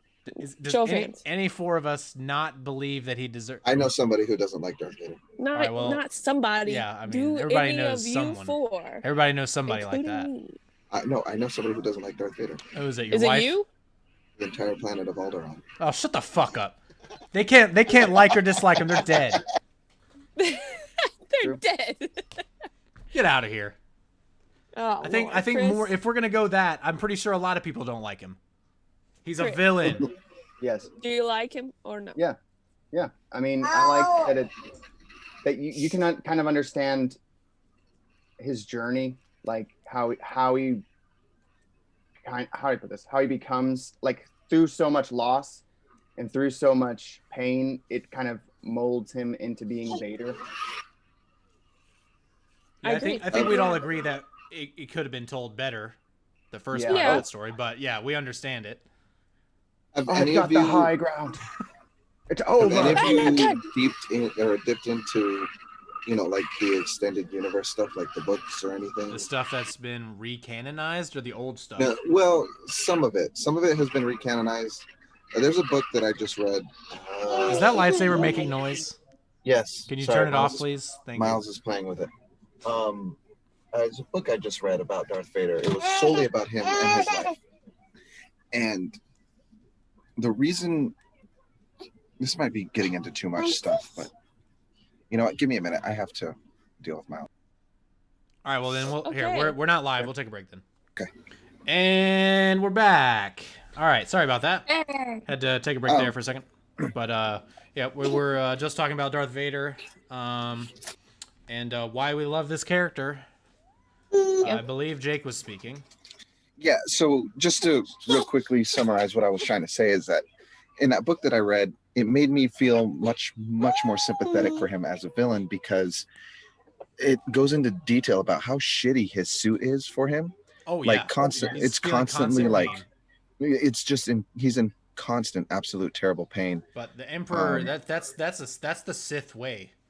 Exactly, and it makes it draws out his emotion, which in turn makes him stronger. And Yep. so in exploring the expanded lore, I've learned to sympathize with him a lot more. Not that I didn't already love him already. Yeah. Yeah. For me, he's just a quintessential villain. He He's is. all dressed in black.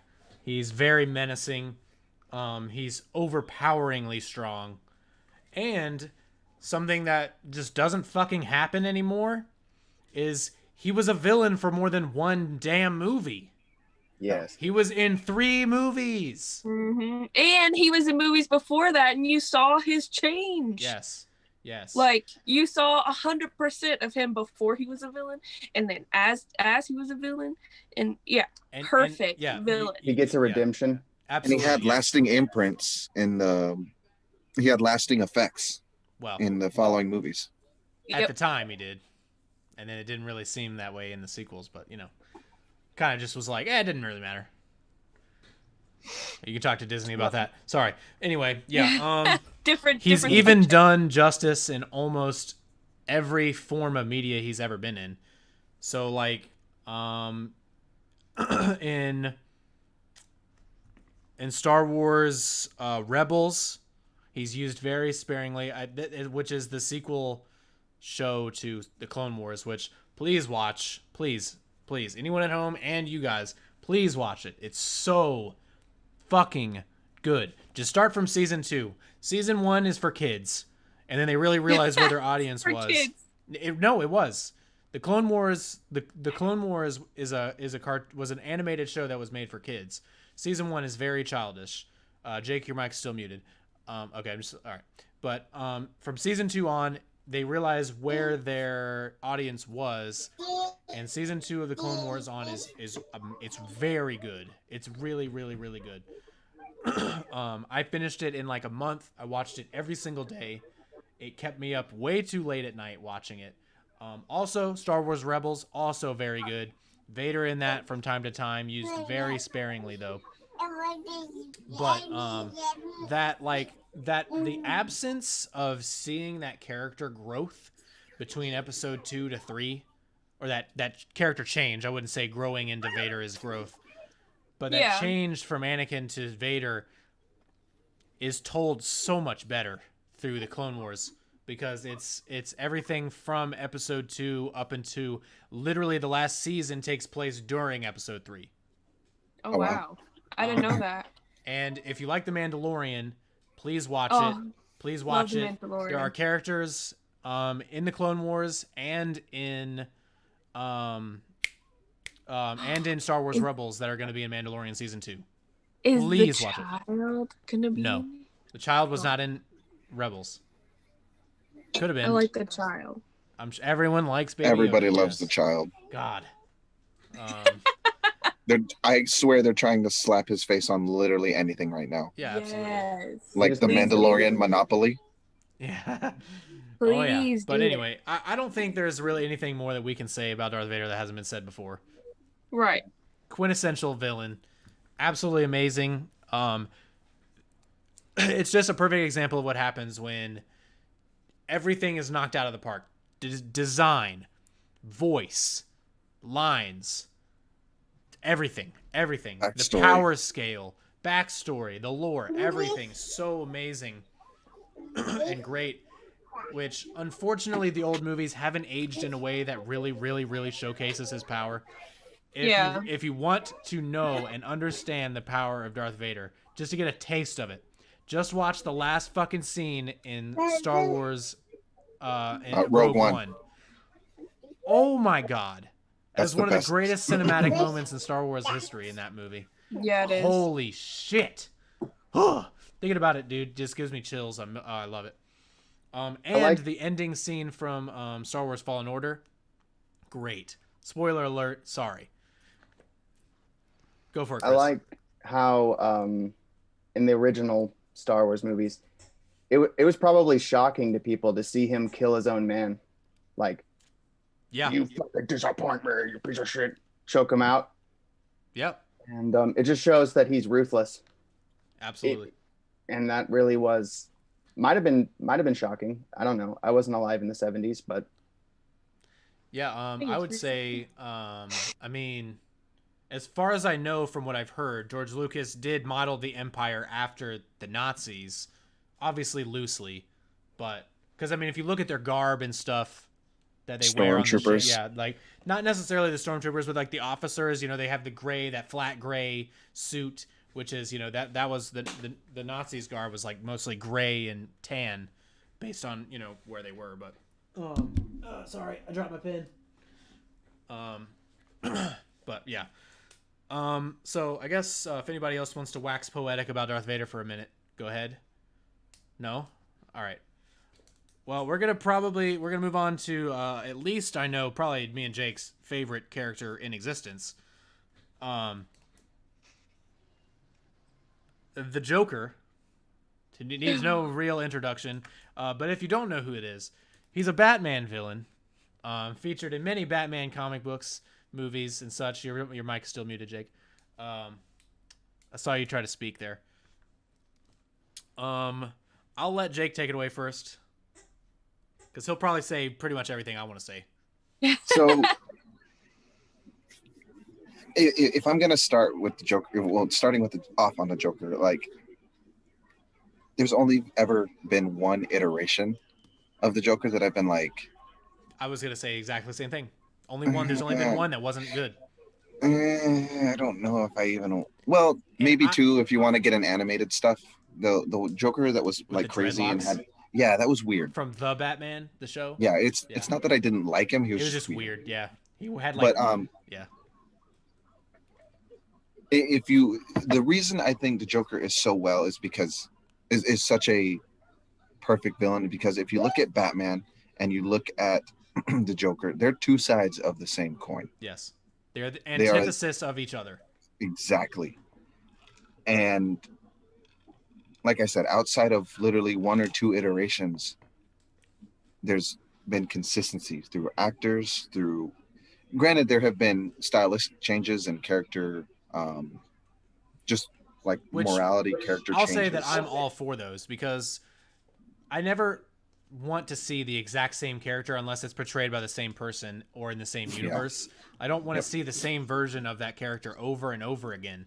That's how you Exactly. that's how you get stale characters, and there's no extra, like I don't know. But yeah, go ahead. I'm sorry. It's just being the antithesis of Batman and being literally polar opposites and all that. I don't even know how to describe it. There's never been a bad iteration of a Joker. Even Jared Leto's iteration of the Joker was different. I just It was wish I still could the have seen Joker. more. I just wish that I could have Yeah, seen more I of wish it he to would have judge had it. more time. Because literally, what was the joke? You had more screen time of the Joker in that Skrillex song that was for the movie than you did in the actual movie. Yeah. Mhm. Yeah, the I'm wondering- Skrillex fucking what's his name? Purple Lamborghini Yeah. with Rick Ross. Rick Ross. Yeah, Rick I'm Ross. wondering how much footage there is like in a vault somewhere of Jared Leto's Joker. I Probably a saw lot. probably more leaked footage outside of the movie than I saw in the movie. I mean, there were straight up scenes that I saw that were leaked while filming that were not even hinted at or seen in the movie ever. Mm-hmm. But I mean, every iteration, every actor who's played him, you find different nuances that they pull out of that character, because the Joker is just whatever you want it to be, as long as it's maniacal, He's psychotic, and incredibly intelligent at the same time. perfectly malleable. Yeah, You can make mold him into literally anything. whoever you want. And like Jack Nicholson's version, let's start with Cesar Romero's. He was campy, he was funny, like perfectly early era of Batman comics, like Joker, oh, he's a funny villain, okay, cool. Jack Nicholson was also campy, but he started making it more twisted, a little bit more demented mentally and brutal. And then you move on to Heath Ledger's, which is just, I mean, Yeah, what else can you say other than it was Heath It Ledger's? was amazing. Amazing. And then you move on to Jared Leto, who, again, I won't say I hated it, but it definitely was not my favorite iteration. He was much more of a modernized like maniac Go for it, Chris. henchman. You Go go for ahead it, first. Chris. May I say that it was just maybe you don't hate it, but you were underwhelmed? Maybe You don't have enough information to even Eh, get a real opinion about it because you only see like 3 minutes of him. that, and I would also say the fact that some of the things that he did in that movie, I was like, why? But at the same time, I don't hate it because it's the Joker. So I'm like, I don't know, it's the Joker, and it's so easy to chalk it up to in that movie. He was more cringy for me than anything. Like in that scene when he's talking to fucking what's the rapper? Hunka. Yeah, that exactly that. I was like, oh God, please no. Or when he was like, Like when they did that scene in the trailer, like, I'm not gonna kill you. That was I'm cool. just gonna hurt you. I was like, that was cool. Whoa! Yeah. Whoa! But like, we didn't even get that in the movie. I don't think. I don't remember it. But his best scene in the movie was when he was wearing the suit and he was in the chopper. When he had the giant M60 and the grenade. That was the best. That was the best scene for him in the whole movie. And then you move on to the most recent iteration, at least of live action actors, of Joaquin Phoenix, and damn, that was just another fantastic performance that I don't think will ever be. That movie, fantastic. That I had when that movie was ending, when he was the first time I watched it in the theater, when he was standing on top of the car at the very end, I literally had tears in my eyes. How fucking amazing it was. Yep. Yeah. And I have to say that's the sign in that movie also was absolutely killer. The scene with him in the bathroom. Mm-hmm. Oh my God.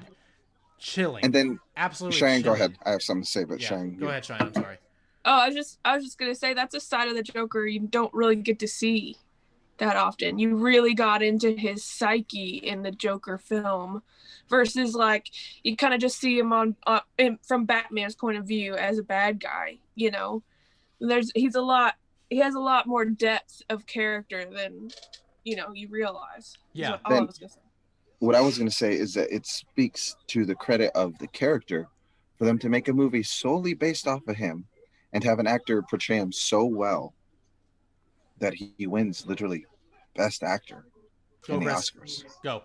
I like that Joaquin Phoenix added a layer of vulnerability to the Joker, that you humanize him more, because you feel for him. You're like, you see him getting the shit kicked out of him, and you're like, oh, poor man, like fuck, that sucks. And you see like every aspect of his life has been dog shit. He's literally yeah. Everything that you could possibly think of other than him dying, he was getting absolutely shat on for like 2 weeks straight. Every fucking day. Yeah. Oh my God. It was so hard to watch.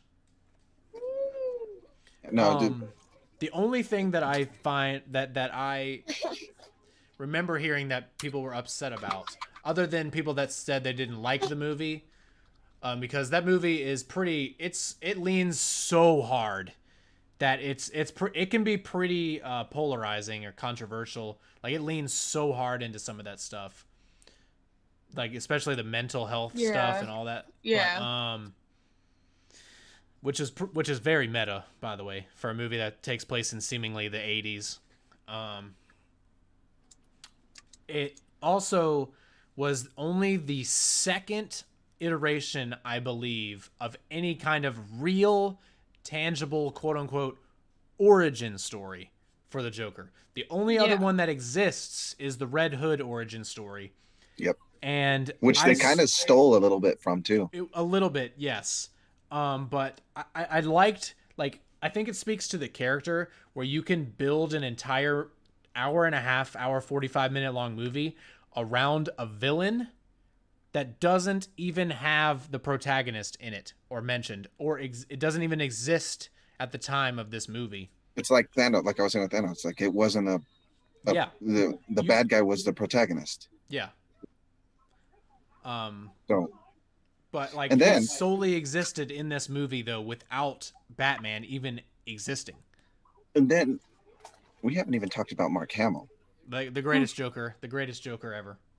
I'm sorry. Yes, like regardless of live action, Yeah. animation, or video games. Sorry, Joaquin. Sorry, Heath. Sorry. Just Sorry, no not one, sorry. no one can ever, no one will ever dethrone Mark Hamill. The second greatest Batman movie ever made is Mask of the Phantasm. It was so fucking good. Yeah, I actually own that. I had that on DVD. Yeah. Oh my god, that movie! I can't believe they haven't tried to actually make that movie like a real live action movie. I haven't even. Who owns the rights to it? Warner the Brothers. I would say probably WB. So then, yeah, They could totally with the tone they're doing in The Batman. I would fucking love to see it. With the really detective-y, like, you know, not just super violent. Well, I mean, he looked really violent in that one scene, but like it's supposed to go with like a mystery movie, and that the storyline in that movie would fit so well with what they're after, I believe, with the more darker, grittier tone. darker, very gritty, but like grounded, of course. You know, in modern day movies, everything has to be grounded, right? But unless you're a Marvel movie.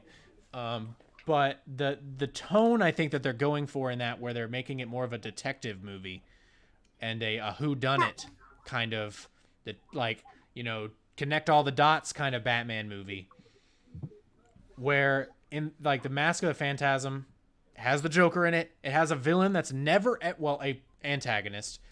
The character, the Phantasm, isn't really a villain. They're more of an anti-hero.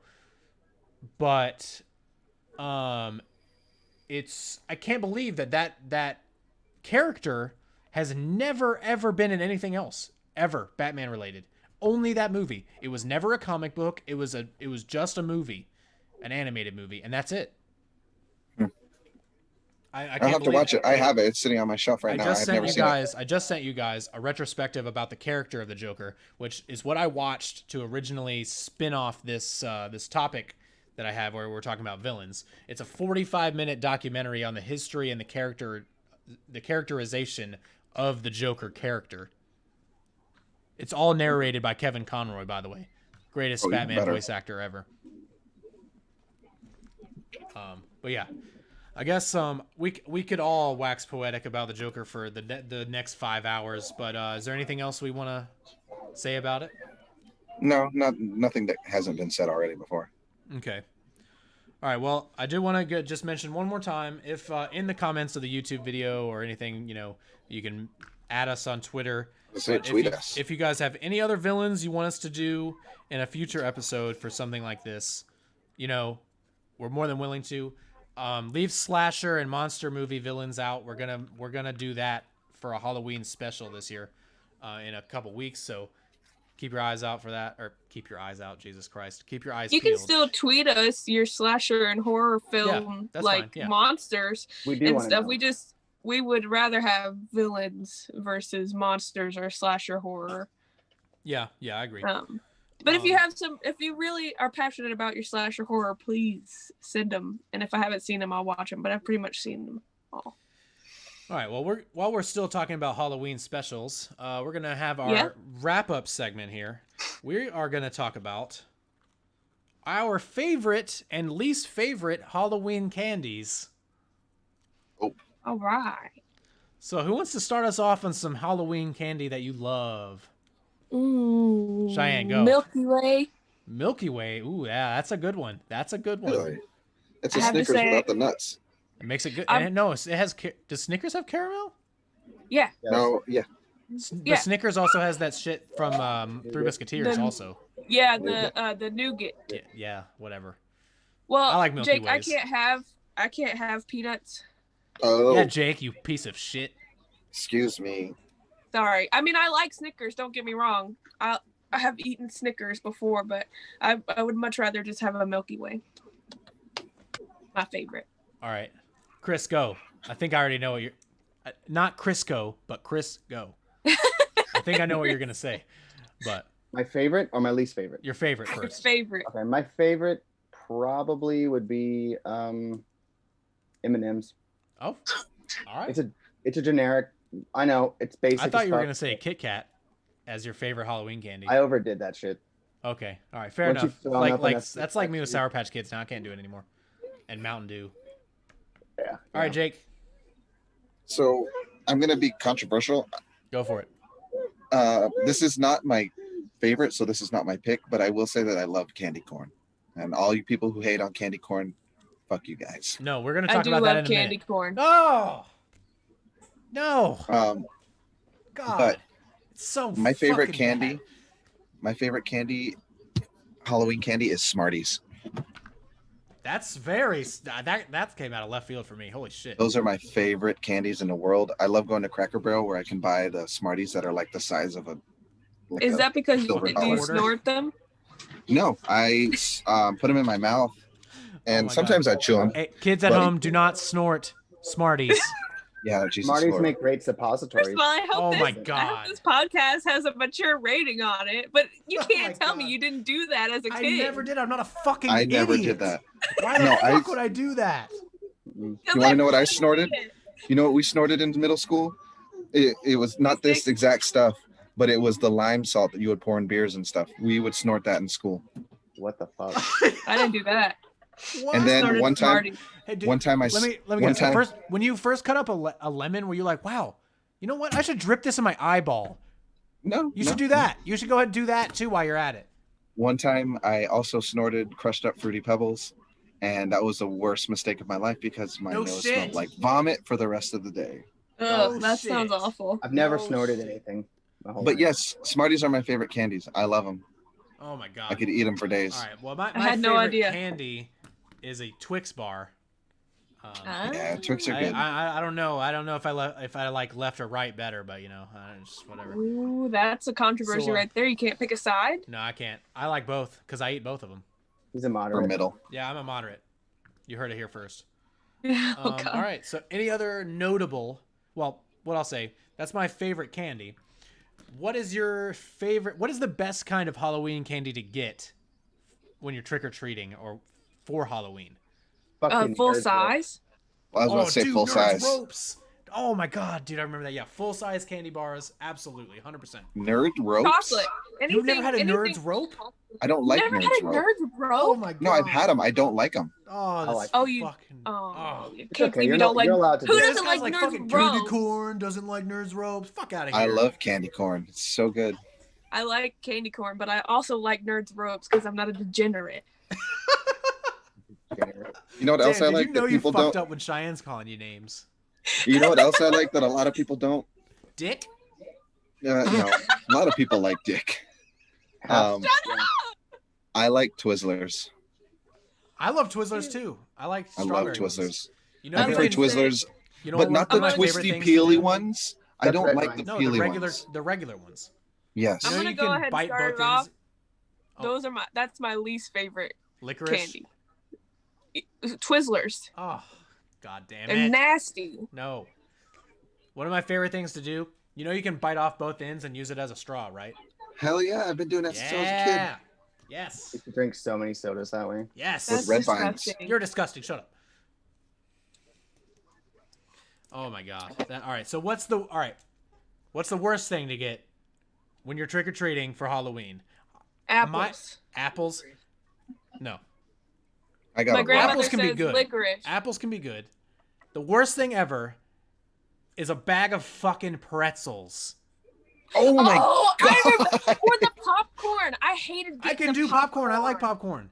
But I'm not like I have a giant ass bucket of fucking candy and a And there's bag a of bag of pretzels. pretzels? Fuck out of here with your bag of pretzels. I did get apple slices one time in the bag.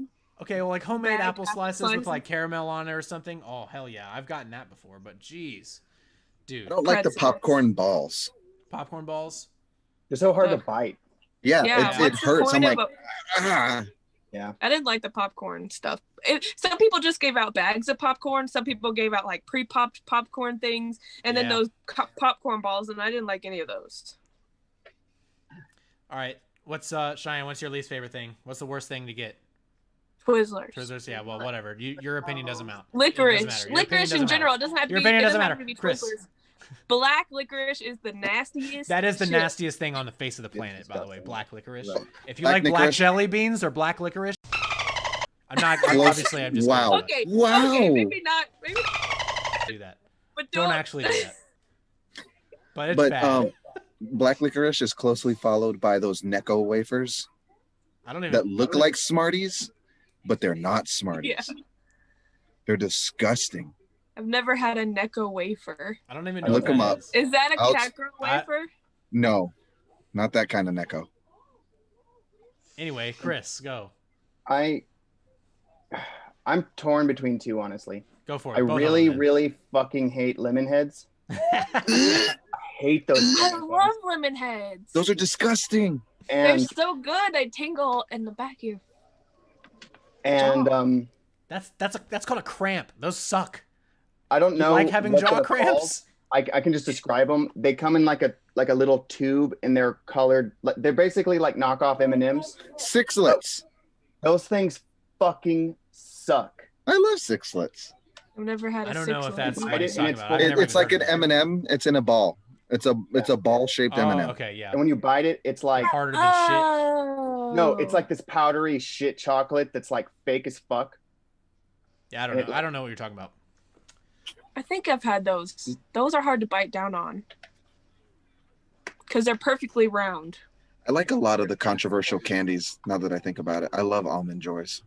Me too. Almond Joys are good. And Ugh. mounds. Yeah, And Mounds, especially yeah. Mounds If it because has I don't like coconut in almonds. it, I'm out. I don't like almonds, so I don't like Why almonds don't you either. like But you like almond joys. well, I like That's it because weird. it's chocolate covered coconut. I spit out the almond. Okay, that is controversial. That is Because weird. the almond is good. I don't like almonds. I like peanuts, and that's about it.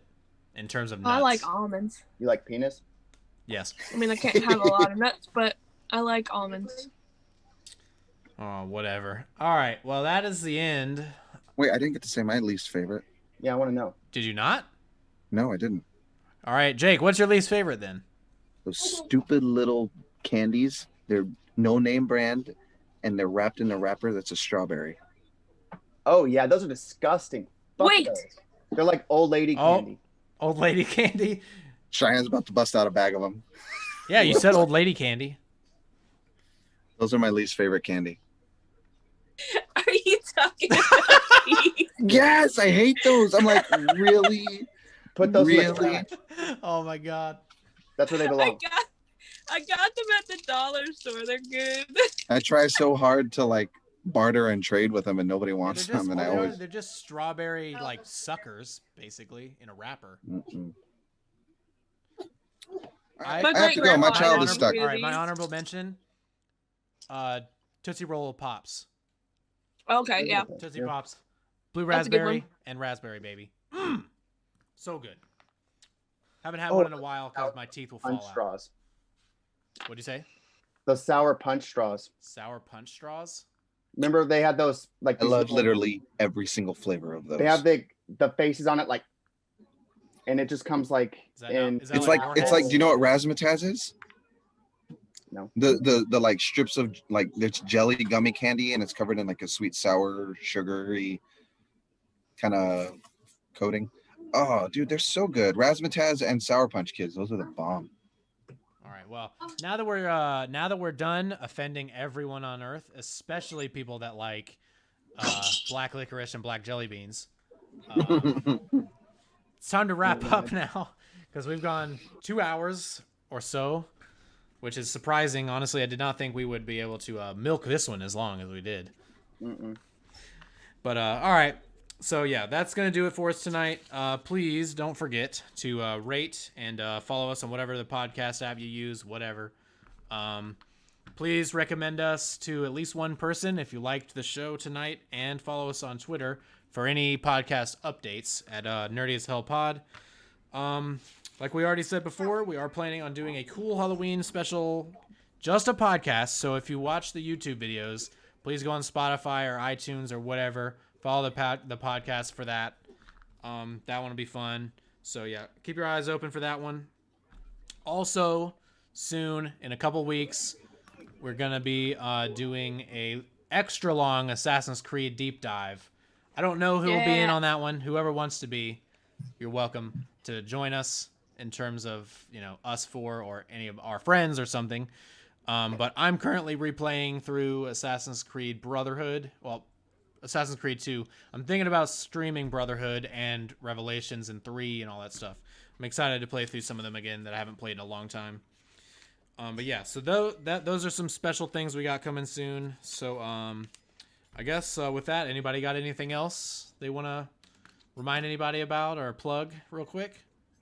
No? All right. Well, Nope. yeah. Yeah. Oh yeah, follow us on Twitter. Yep. Already got that one. But You already yeah. said that one. Yep, already got it. But yeah, all right. Well, keep your eyes out for those special podcasts coming soon. And yeah, you guys stay unapologetically nerdy, and we will see you guys next week. See you later. So long, Bye. boyos. Bye, everybody. There we go.